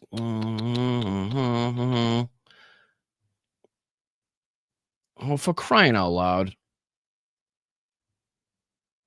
Well, it looks like the Washington Post is the one that reported that, but you get what I'm saying. So actually, no, he's kind of having the opposite effect. But as you can see here, being loudly booed. Here, see if we can pick this up at the beginning. Oh, let me see here. You know what? Mel might have got a better clip for it too. Let me see. Put this on the stage. Here we go. Where is it? Oh, there it is.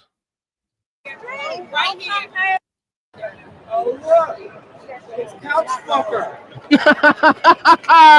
Couch Buddy. Do not go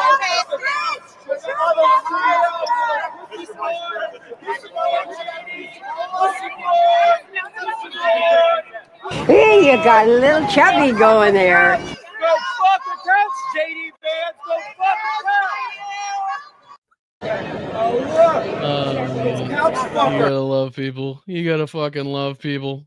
But then there was this clip too of let's see. There was this one here of fucking Stephen Miller's douchebag ass speaking like a Nazi. Here, check out what fucking Stephen Miller's Nazi ass had to say. They have no families they're raising in this city. They have no one that they're sending to school in this city. They have no jobs in this city. They have no connections to this community at all. But they're the ones who've been advocating for the 1%, the criminals, the killers, the rapists, the drug dealers. And I'm glad they're here today. Because me, Pete, and the vice president are all going to leave here, and inspired by them, we're going to add thousands more resources to this city to get the criminals and the gang members out of here. We're going to dismantle those networks, and we're going to prove that a city can serve for the law-abiding citizens. The world's most fucking punchable forehead. The world's most fucking punchable dome piece right there.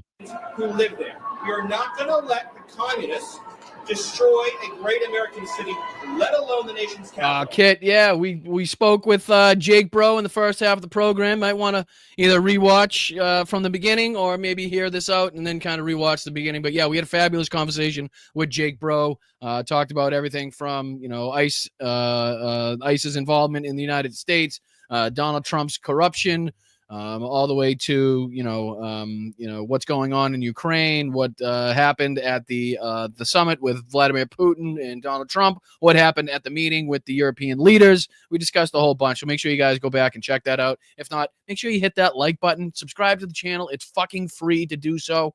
It's free. One fucking click of a button. That's all you got to do. It doesn't cost you a dime. And thank you to everybody that's contributed to the show so far. You really, really, really continue to keep this show going. And I'm literally traveling on the backs of you guys at this point. So I appreciate it. Let's go. And let's just also address another thing. All these demonstrators that you've seen out here in recent days, all of these elderly white hippies, they're not part of the city and never have been. And by the way, most of the citizens who live in Washington, D.C. are black. This is not a city that has had any safety for its black citizens for generations.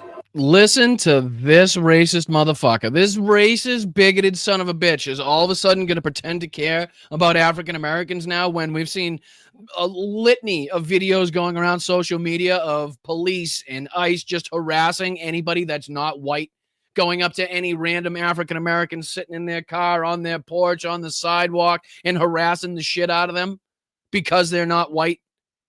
So don't fucking be fooled by this psychotic Nazi prick, because this is the most racist, bigoted piece of shit human being you have ever seen on your fucking computer or phone screen in your entire life.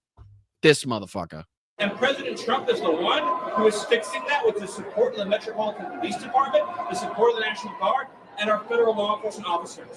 So we're going to ignore these stupid white hippies that all need to go home. These stupid white hippies. You mean the crowd consisting of a majority basis of people of color that are upset at the way they're being treated, that are upset at the way their fucking city has been taken over by the federal fucking government, by the fascist authoritarian federal government? You mean those people? And then, you got stories like this, and I'm sorry, I'm flying through. We went kind of a little bit over on the interview. Oh no, we got till 7:30. Okay, we got you. I got you. I'm getting my times mixed up again. This is another fucking one that pissed you off. I'm not sure if they're actually speaking about this. Let me see here, just real quick. On crime in the DC district. No, they're talking about DC. I just want to see if they talk about him talking about how he's a fucking war hero. No, but anyway, you can see here the headline. Trump declares himself a war hero, and you're going to love this. Who else he declared a war hero? Benjamin Netanyahu, the man with fucking multiple deferments for bone spurs to get himself out of going to Vietnam, has now declared himself a war hero. Check this fucking shit out. Check this out. Ready? Nuts. He's a war hero because we work together. He's a war hero. I guess I am too. Yep. Nobody cares, but I am too. I mean, I sent those planes. 22 years. The pilots came. I rewarded them. I brought them all to the Oval Office, the people having to do with that whole... I wish I played this for Jake, and I really wish I had the major on to play this for, because as fucking, veterans, as soldiers themselves, I'd be really curious as to what they think about somebody claiming to be a war hero. Again, having fucking used the benefit of several deferments to get out of his fucking military service. Check this out one more time. Listen to this bullshit. Nuts. He's a war hero. Because we work together. He's a war hero. I guess I am too. Yep. Nobody cares.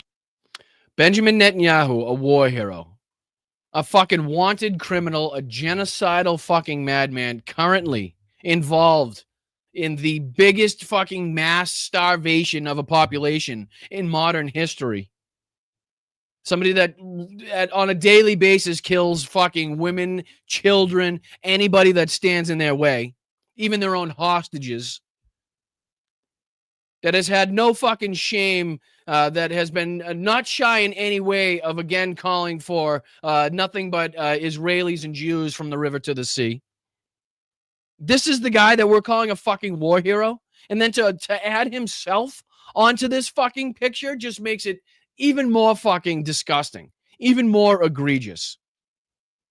And I'd like to sit down, and I'm fucking kicking myself now for having Jake on the program just now and not kind of asking him about this, but we just kind of never got to it. But I'd be really kind of curious as to what, but I am too. I mean, I sent those military members, what people that actually sacrificed and dedicated the best years of their lives to serving this country and protecting our freedom. Think about Donald Trump again calling himself and Bibi Netanyahu fucking war heroes. Like, if that doesn't make you sick to your stomach and throw up in your mouth, I'm not sure what's going to get the job done, if that's what you're looking to have happen. What else did we see here? There was a couple other quick articles that I wanted to go through. Oh, did you guys see this one? Did you guys see this shit? Oh, my God. Pete Hegseth is requiring so much security, it's taking officers off of criminal investigations. How many different agents, if you had to guess, give me a guess in the chat. How many different agents do you think are maybe employed or around, at the security of Pete Hegseth at any one time? What do you guys think? What would be like an exorbitant number of what in manpower and agents to protect one guy? What do you think? Like 20, 30? Like, that's a lot, right? 50 guys? Like, he's not the fucking president. 150? All right. Nope. That's a shitload of people. That is a shitload of people to guard one person, right? We got 3s, we got 10s. Dame Dog says 10. JD says 20. Would you believe me if I said 500? Between 4 and 500. Pete Hegseth took office in January. The number shifted over to personnel protection. Roles have risen between 4 and 500. Like, what the fuck are we talking about? Let me see here. It goes on to kind of explaining this. Let's see. Where were the numbers it was talking about? It was talking about where it was like somewhere. It used to be 100. Now it's up to like 400 or 500. Let's see. The CID reportedly maintains around 1,500 agents in total, around 150 of them whom are typically assigned to VIP security details. There now are 400 to 500 of them. What? What? The fuck? One CID official quoted by the Post expressed their frustration with the situation by saying agents were being prevented from doing what we are supposed to be doing in order to sit on luggage or sit in the cars in the driveway. Others complained of having to shepherd the secretary's children to school or patrol the perimeter of his properties. It is literally taking away from CID's law enforcement mission. You are taking hundreds of people out of the field to provide this level of protection. One of the reasons for the heightened security surrounding the secretary is in the fact that he received a bomb threat at his Tennessee home last year, shortly after he was nominated to his post by Donald Trump, which came a matter of months after 2 attempts were made on Trump's own life during the campaign, the first which saw the Secret Service heavily criticized. Another one of the complexities of Hegseth's blended family, which includes one child from his marriage to Jennifer Hegseth, as well as 3 from her previous marriage, and another 3 from his. Jesus Christ. So they got about fucking 40 to 50 agents at each one of his fucking diddler's homes, of each one of his little fucking mistresses that he's got. I mean, I read that. I almost fucking fell off my chair. 400 to 500. Like what? When it's usually around 150. Well, that's fucking wild. All right, so, and then what was it? Oh, I think there was this one too. I think it was this one. Let me see here. Let me see. Let's share this tab instead. Here it is. The operation cost millions of dollars, with the article estimating that the number of agents assigned to senior defense officials has grown from around 150 to as high as 400 to 500. I'm just fucking astonished by that. I can't. We already took a look at this one. We took a look at that one. Took a look at that one. This is another one I wanted to take a look at here. Let's see if I get out of this one. Just share the ground news version. Israel has begun its first stages of its planned assault on Gaza City, says the Israeli military spokesperson. Brigadier General Efi Defrin said Israeli forces have begun the first stages of an attack on Gaza City and now hold its outskirts following clashes with Hamas. This month, Israel's security cabinet, chaired by Prime Minister Benjamin Netanyahu, approved the plan to expand the Gaza campaign, and Defense Minister Israel Katz authorized the call-up of around 60,000 reservists. Hamas militants emerged from tunnel shafts near Khan Yunis, wounding 1 soldier and lightly wounding 2 others during clashes as airstrikes at Al-Zaytun and Al-Zabra and Al-Shati. 5 divisions plan to operate in the enclave. So far, over 62,000 Palestinians have been killed in widespread devastation in the Gaza Strip. I feel like it's just a fucking joke now to even report a number this low. Like, it's clearly fucking several times higher than that. And, we're just going to have to fucking wait until all said is done. All is said and done. Because it's just nobody really even has the ability now to fucking calculate or to keep track of just how many fucking people are being brutally fucking murdered and starved to death.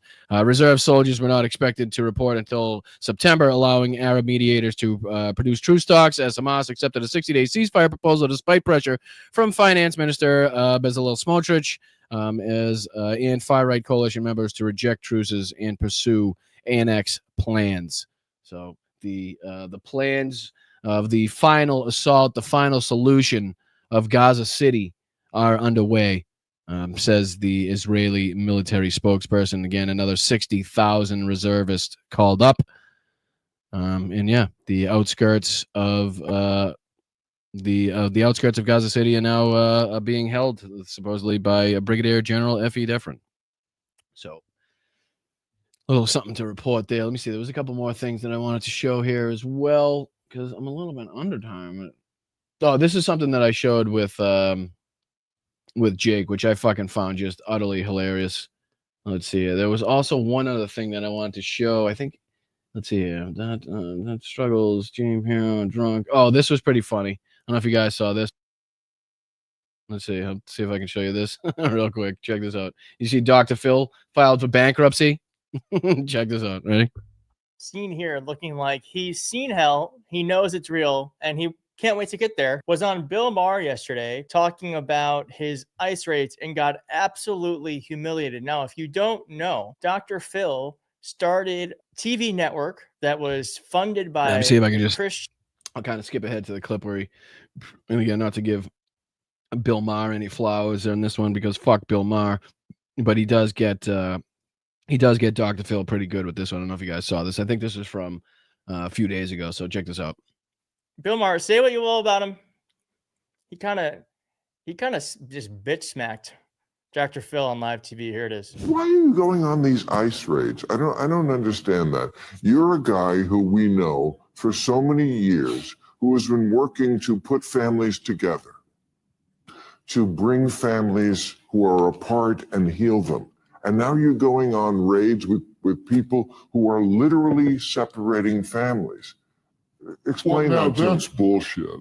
That's not bullshit. They're not separating families? No. Look, if you arrest somebody that's a citizen that has committed a crime or is DUI with the child in the back seat, do you think they don't separate that family right then, right there?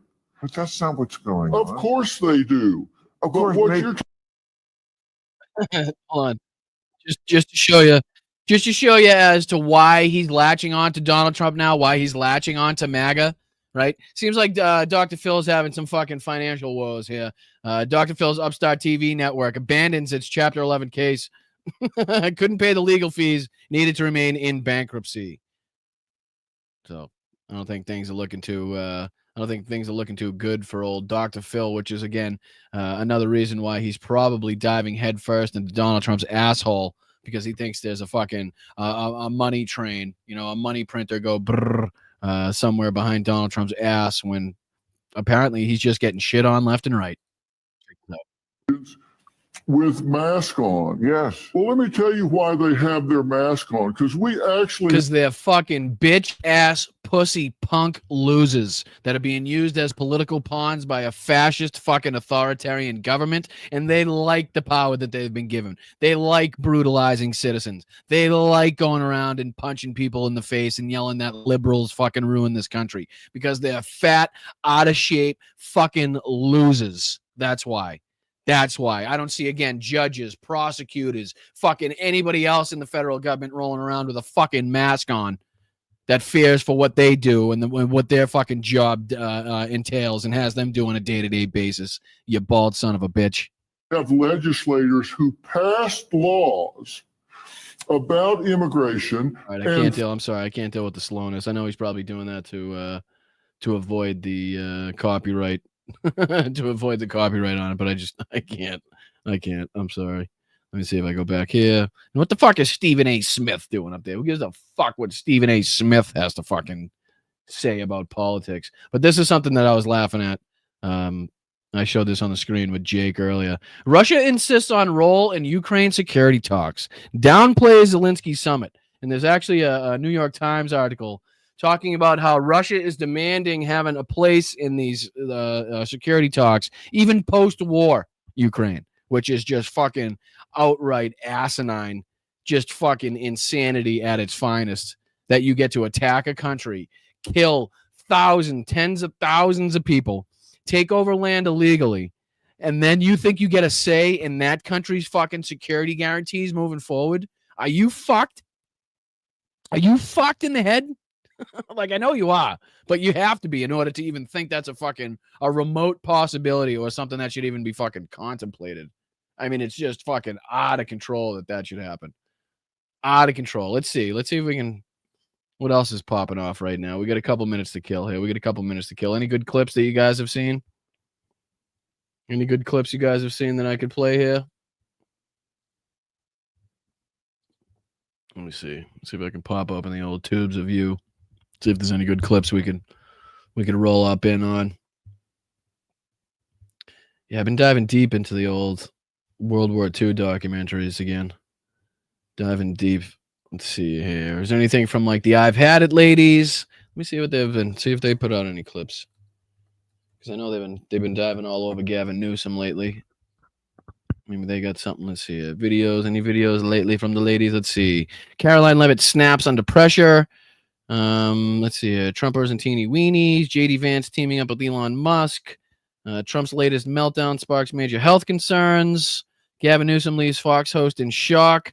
I think it's fucking hilarious that Dana Perino doesn't understand how much of an asshole she looked like by seemingly calling out Gavin Newsom for mocking Donald Trump, but actually taking it like Gavin Newsom was being serious when Donald Trump is actually being serious. Like the whole fucking thing is backwards.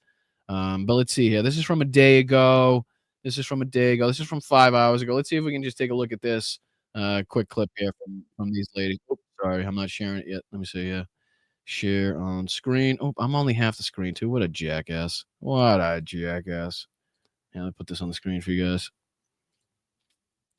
Let's see what the I've had it, ladies. Let's see what trouble we can get into at the end of this show here. Appreciate you guys. Hit that like button, share the stream, subscribe to the channel, all that great shit. Thank you, everybody that subscribed and donated, super stickers, Patreon, became a channel member, reached the milestone. I'll absolutely go over and make sure I spotlight and highlight every single one of you fabulous motherfuckers before I get off here. So let's take a look at what the iHip ladies had to say here.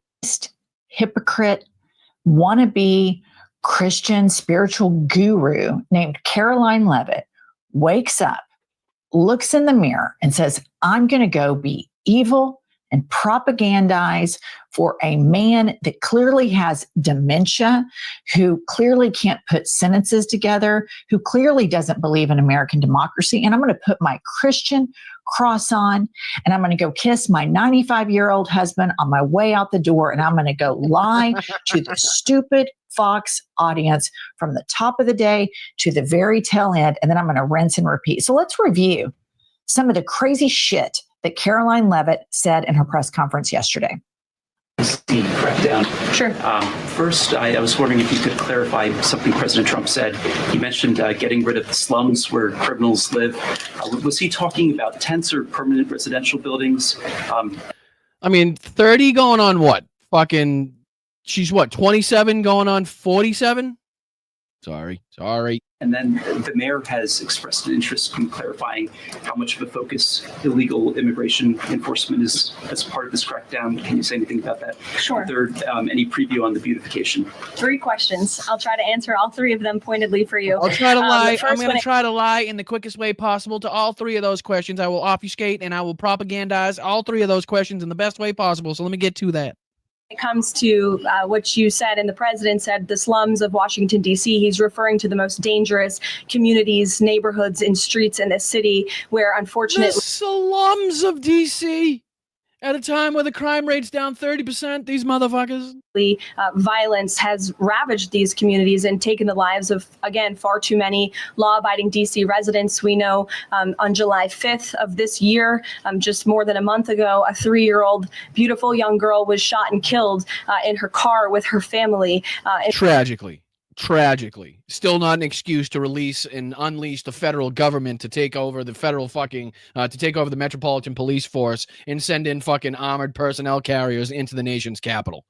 Very fucking unfortunate, very tragic. Sorry, condolences and the deepest fucking sympathies to the family and everybody involved. Should never fucking happen. It's tragic, but again, in city living, when you have that many people in such a confined area living on top of each other, shit fucking happens, and it's always going to happen, and it's always happened. The plan is to mitigate it as best as possible.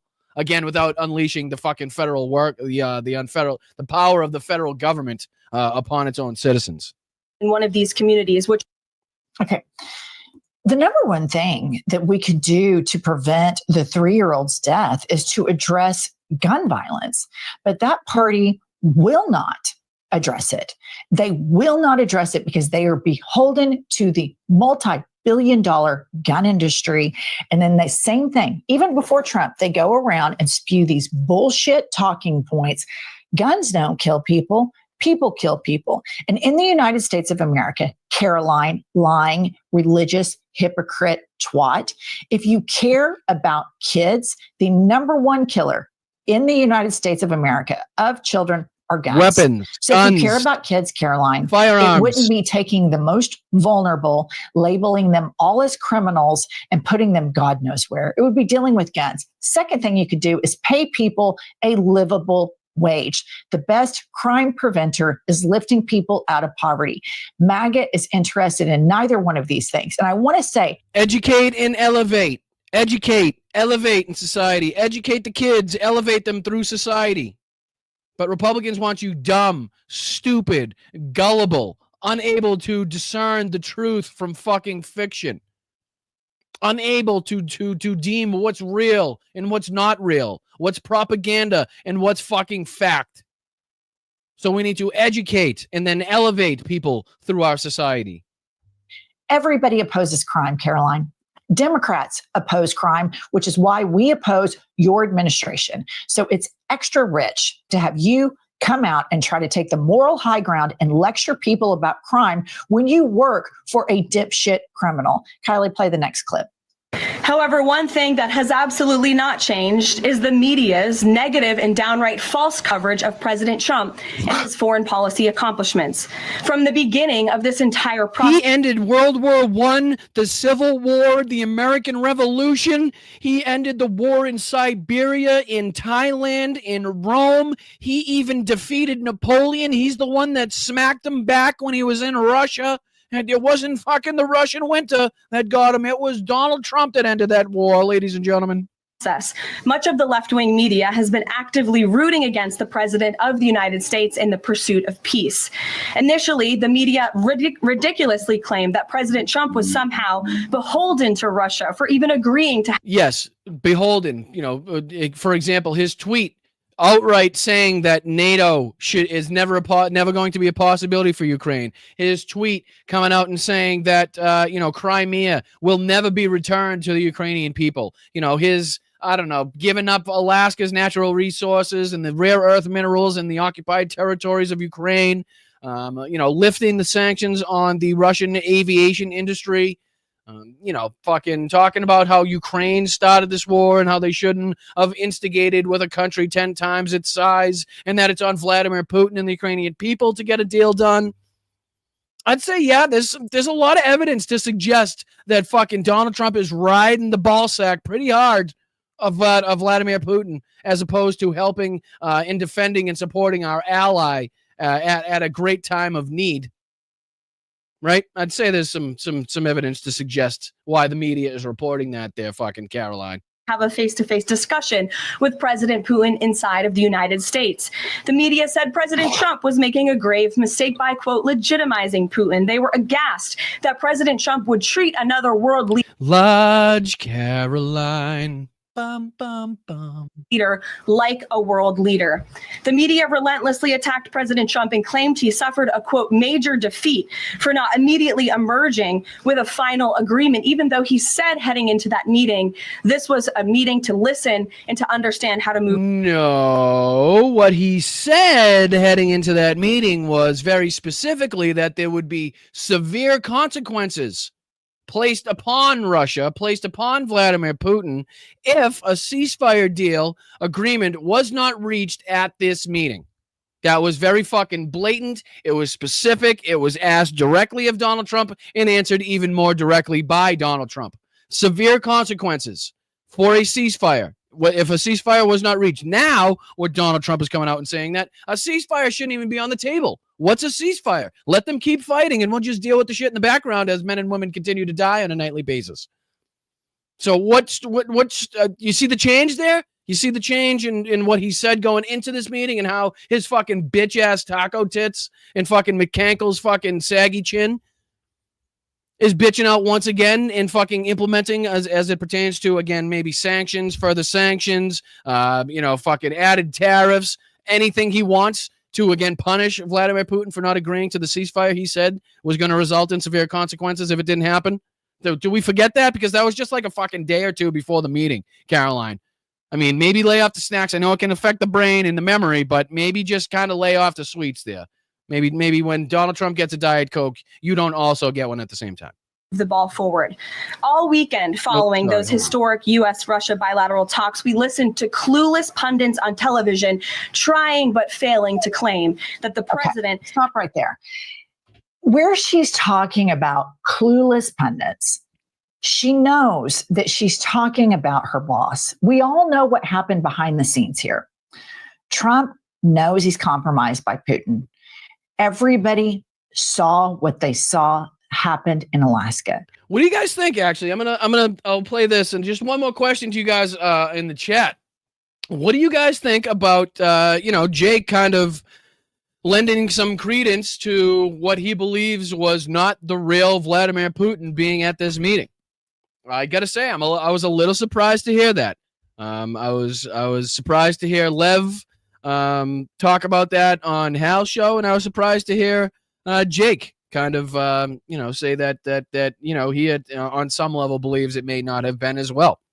Clearly, I have no direct evidence to say that they're wrong. I can only offer up my opinion, and like I said, I find it to be laughable, really. It's either extremely laughable or the most scary fucking thing that we could possibly think of, because we're either so fucking far behind and so stupid that Russia has somehow gained the ability to clone in such a way a human being that we cannot, even when put in front of every international camera on the fucking planet from every different angle at an all-day event in which you speak in front of cameras, in which you're at different fucking locations, also speaking in front of cameras.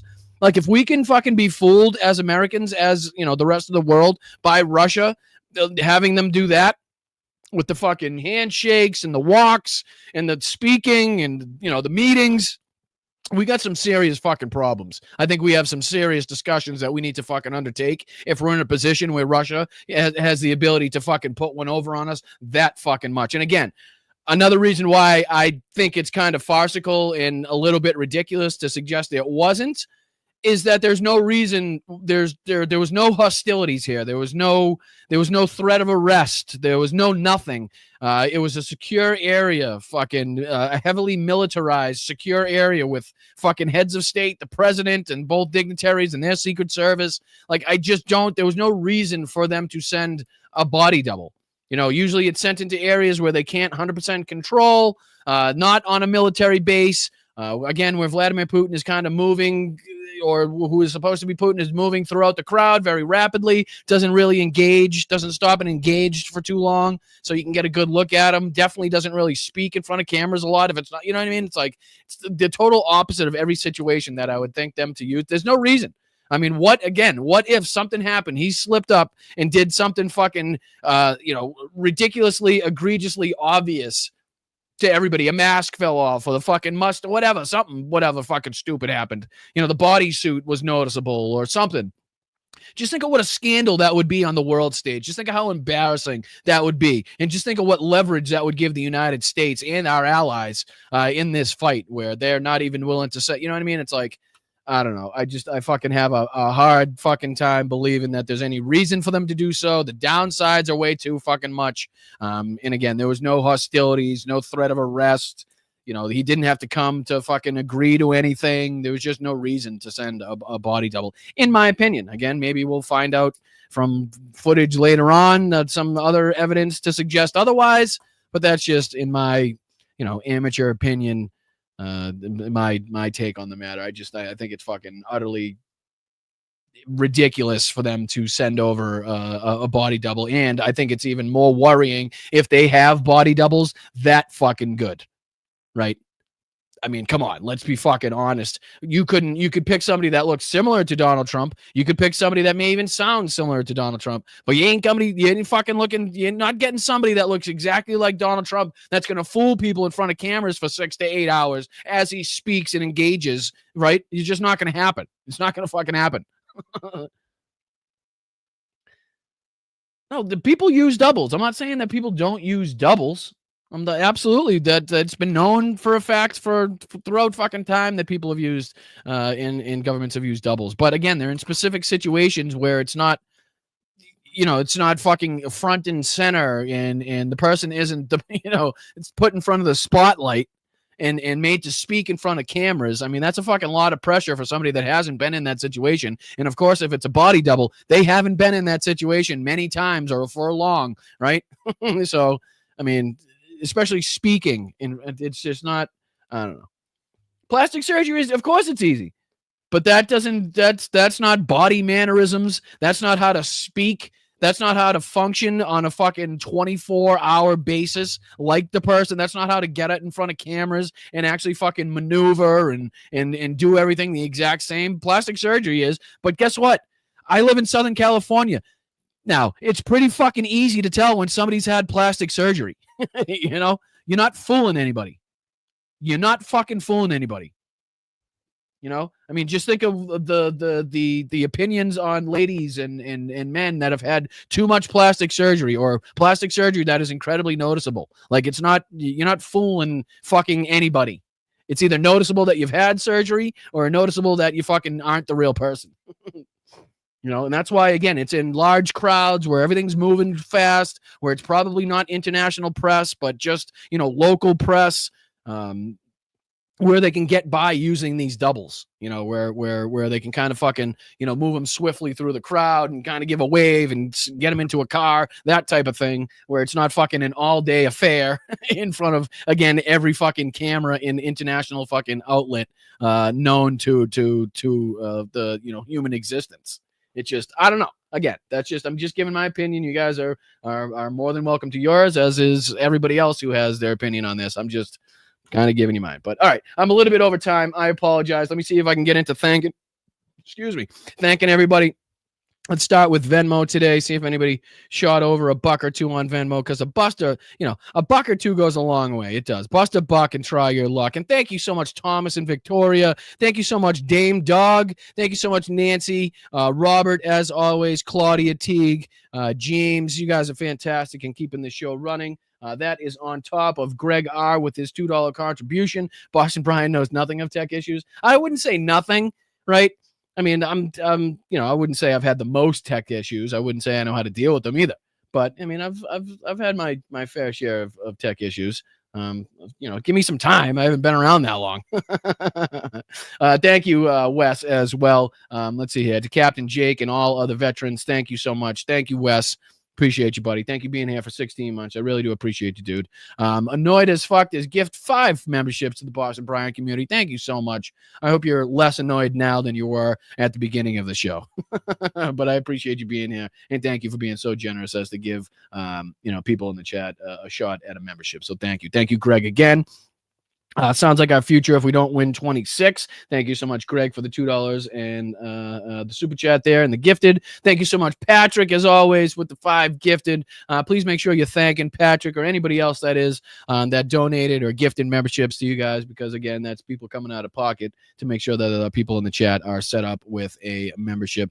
Thank you, Brian and Mods. Let's fucking go. 13K is in sight. Let's go. Isn't it 14? Fuck. Did I lose a whole... What happened? Hold on. Time out. Let's see here. Time out. No, it is 13. Fucking A. Jesus. Slow rolling, but we're getting there. Slow rolling. So I added a whole 1,000 subscribers onto my total. Sorry. Patrick knows more about my followers and subscribers than I do, apparently. Thank you, buddy. Appreciate that. Tom, what's up, buddy? Missed everyone. Hospitals suck. Amen to that. Can't fucking stand hospitals. But I appreciate you for always being here and always contributing to it. Thank you so much. Annoyed as fuck is back. Tariffs were never about bringing back factory jobs to the U.S. It was always about intimidating and bullying other countries to bend the knee. Absolutely. Spot on there, especially with the economic upheaval and the economic you know, trouble that it's bringing Americans, especially on the long-term basis. So thank you. You're absolutely right. I appreciate that. And again, I hope you're less annoyed now. Peter, let's fucking go, dude. Peter, it's so good to see you. Thank you so much for your always kind and generous contributions to this channel. Peter says Ukraine needs to join NATO. Trump has lost his say. It will piss off Putrid. Slava Ukraini. Absolutely. Heroyam Slava. Peter, thank you so much for being here. Thank you so much for contributing, and you're absolutely fucking spot on, my man. Thank you, JD, for the $10. Great show, Brian. Nope, great show by the fans. As usual, you guys make this show happen. You guys make this work. Thank you so much for the profanity bonus. You got JD. You're the fucking best. You really are, dude. You really are fucking unbelievable. Let's fucking go. Wes, my parents were holy folks, kind of like hippies with short hair. I always wanted to be a hippie, but I was just a kid. What did I know? Well, you've turned out all right, Wes. I got to say, you've turned out all right, my friend. I appreciate you and the Ray Bork there. Let's see here. Cadillac. Well, your dog is fucking cute as shit. I know that. But thank you, Cadillac, for becoming a new YouTube member. I really appreciate that. Hope you find not only a welcoming home in the chat, but also some great content for you to consume here at Blunt Politics. It really means a lot for you to be here. And thank you so much, Victor. Thank you, Brian. Keep fighting, folks. No, Victor, you keep fighting, and thank you for doing so. I really appreciate all you fine folks for stepping up to the plate in a desperate time of need, like we're in here at Blunt Politics, where it is literally only with the support and help and contributions of you guys, the fans, that help produce this content, that we continue to stay on the air. And I'm not, working at the nearest 7-Eleven. So please, if you find it in your hearts, this is, again, my full-time job now. This is how I put food on the table. This is how I feed the family. So if you're in the financial position to do so, if you can sign up at patreon.com/BostonBrian for as little as $5 a month, or you can become a channel member here on YouTube just underneath me for as little as $2.99. Again, less than milk, less than a gallon of gas. You can go a long way in helping produce independent media, independent content like this show here. Until tomorrow, I'll see you on the tomorrow afternoon show, which is 2 p.m. Eastern, 11 a.m. Pacific. Be there or be square. Get out of your seats. Get into the streets. Make sure you find in your nearest protest, your nearest rallies. Stay out there. Stay loud. Stay proud. Stay aggressive, but keep your head on a swivel. And I'll see you tomorrow, everybody. Have a great night. I appreciate you for joining me. Once again, hit that like button on the way out. Subscribe to the channel and share the show out if you could.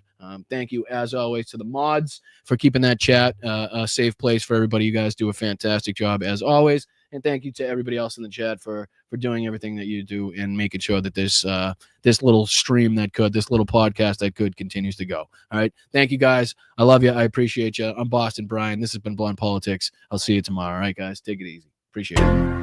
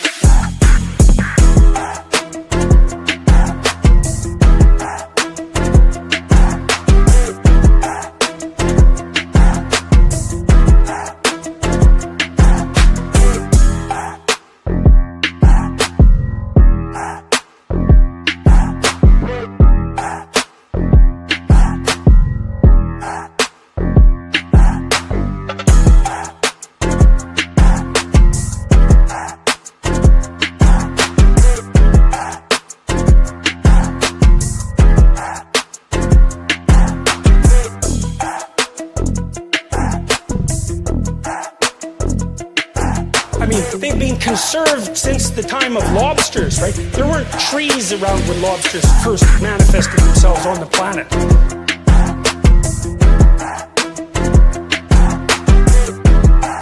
Oh, get those lights off! Off! Turn them off. They're too bright. Turn them off!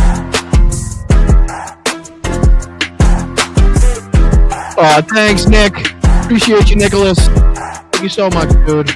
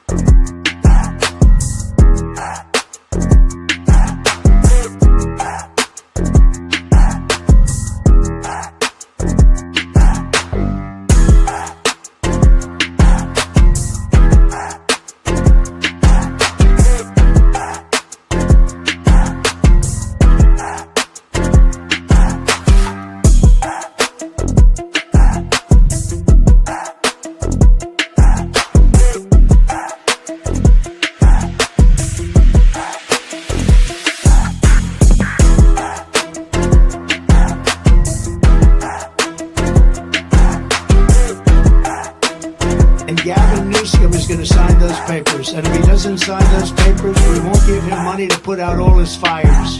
Or go fuck yourself. We've endorsed JP, right? JD Mandel. Or go fuck yourself.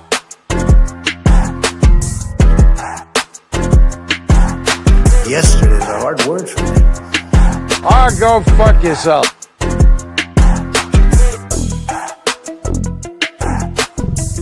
Our army manned the air. It ran the ramparts. It took over the airports. It did everything it had to do. Get off my plane. Venezuela. Did you just see Maduro? Venezuela. Well, it's unbelievable. We are a nation that just recently heard that Saudi Arabia and Russia will repeat.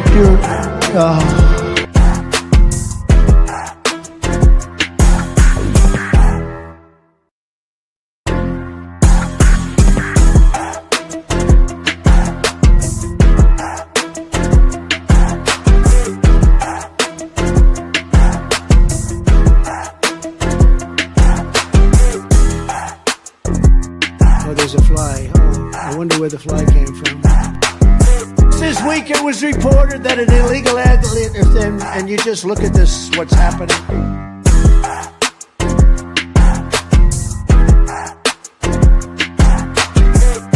Gettysburg, what an unbelievable battle that was. The Battle of Gettysburg, what an unbelievable, I mean, it was so much and so interesting and so vicious and horrible and so beautiful in so many different ways. It represented such a big portion of the success of this country. Gettysburg, wow. I go to Gettysburg, Pennsylvania to look and to watch.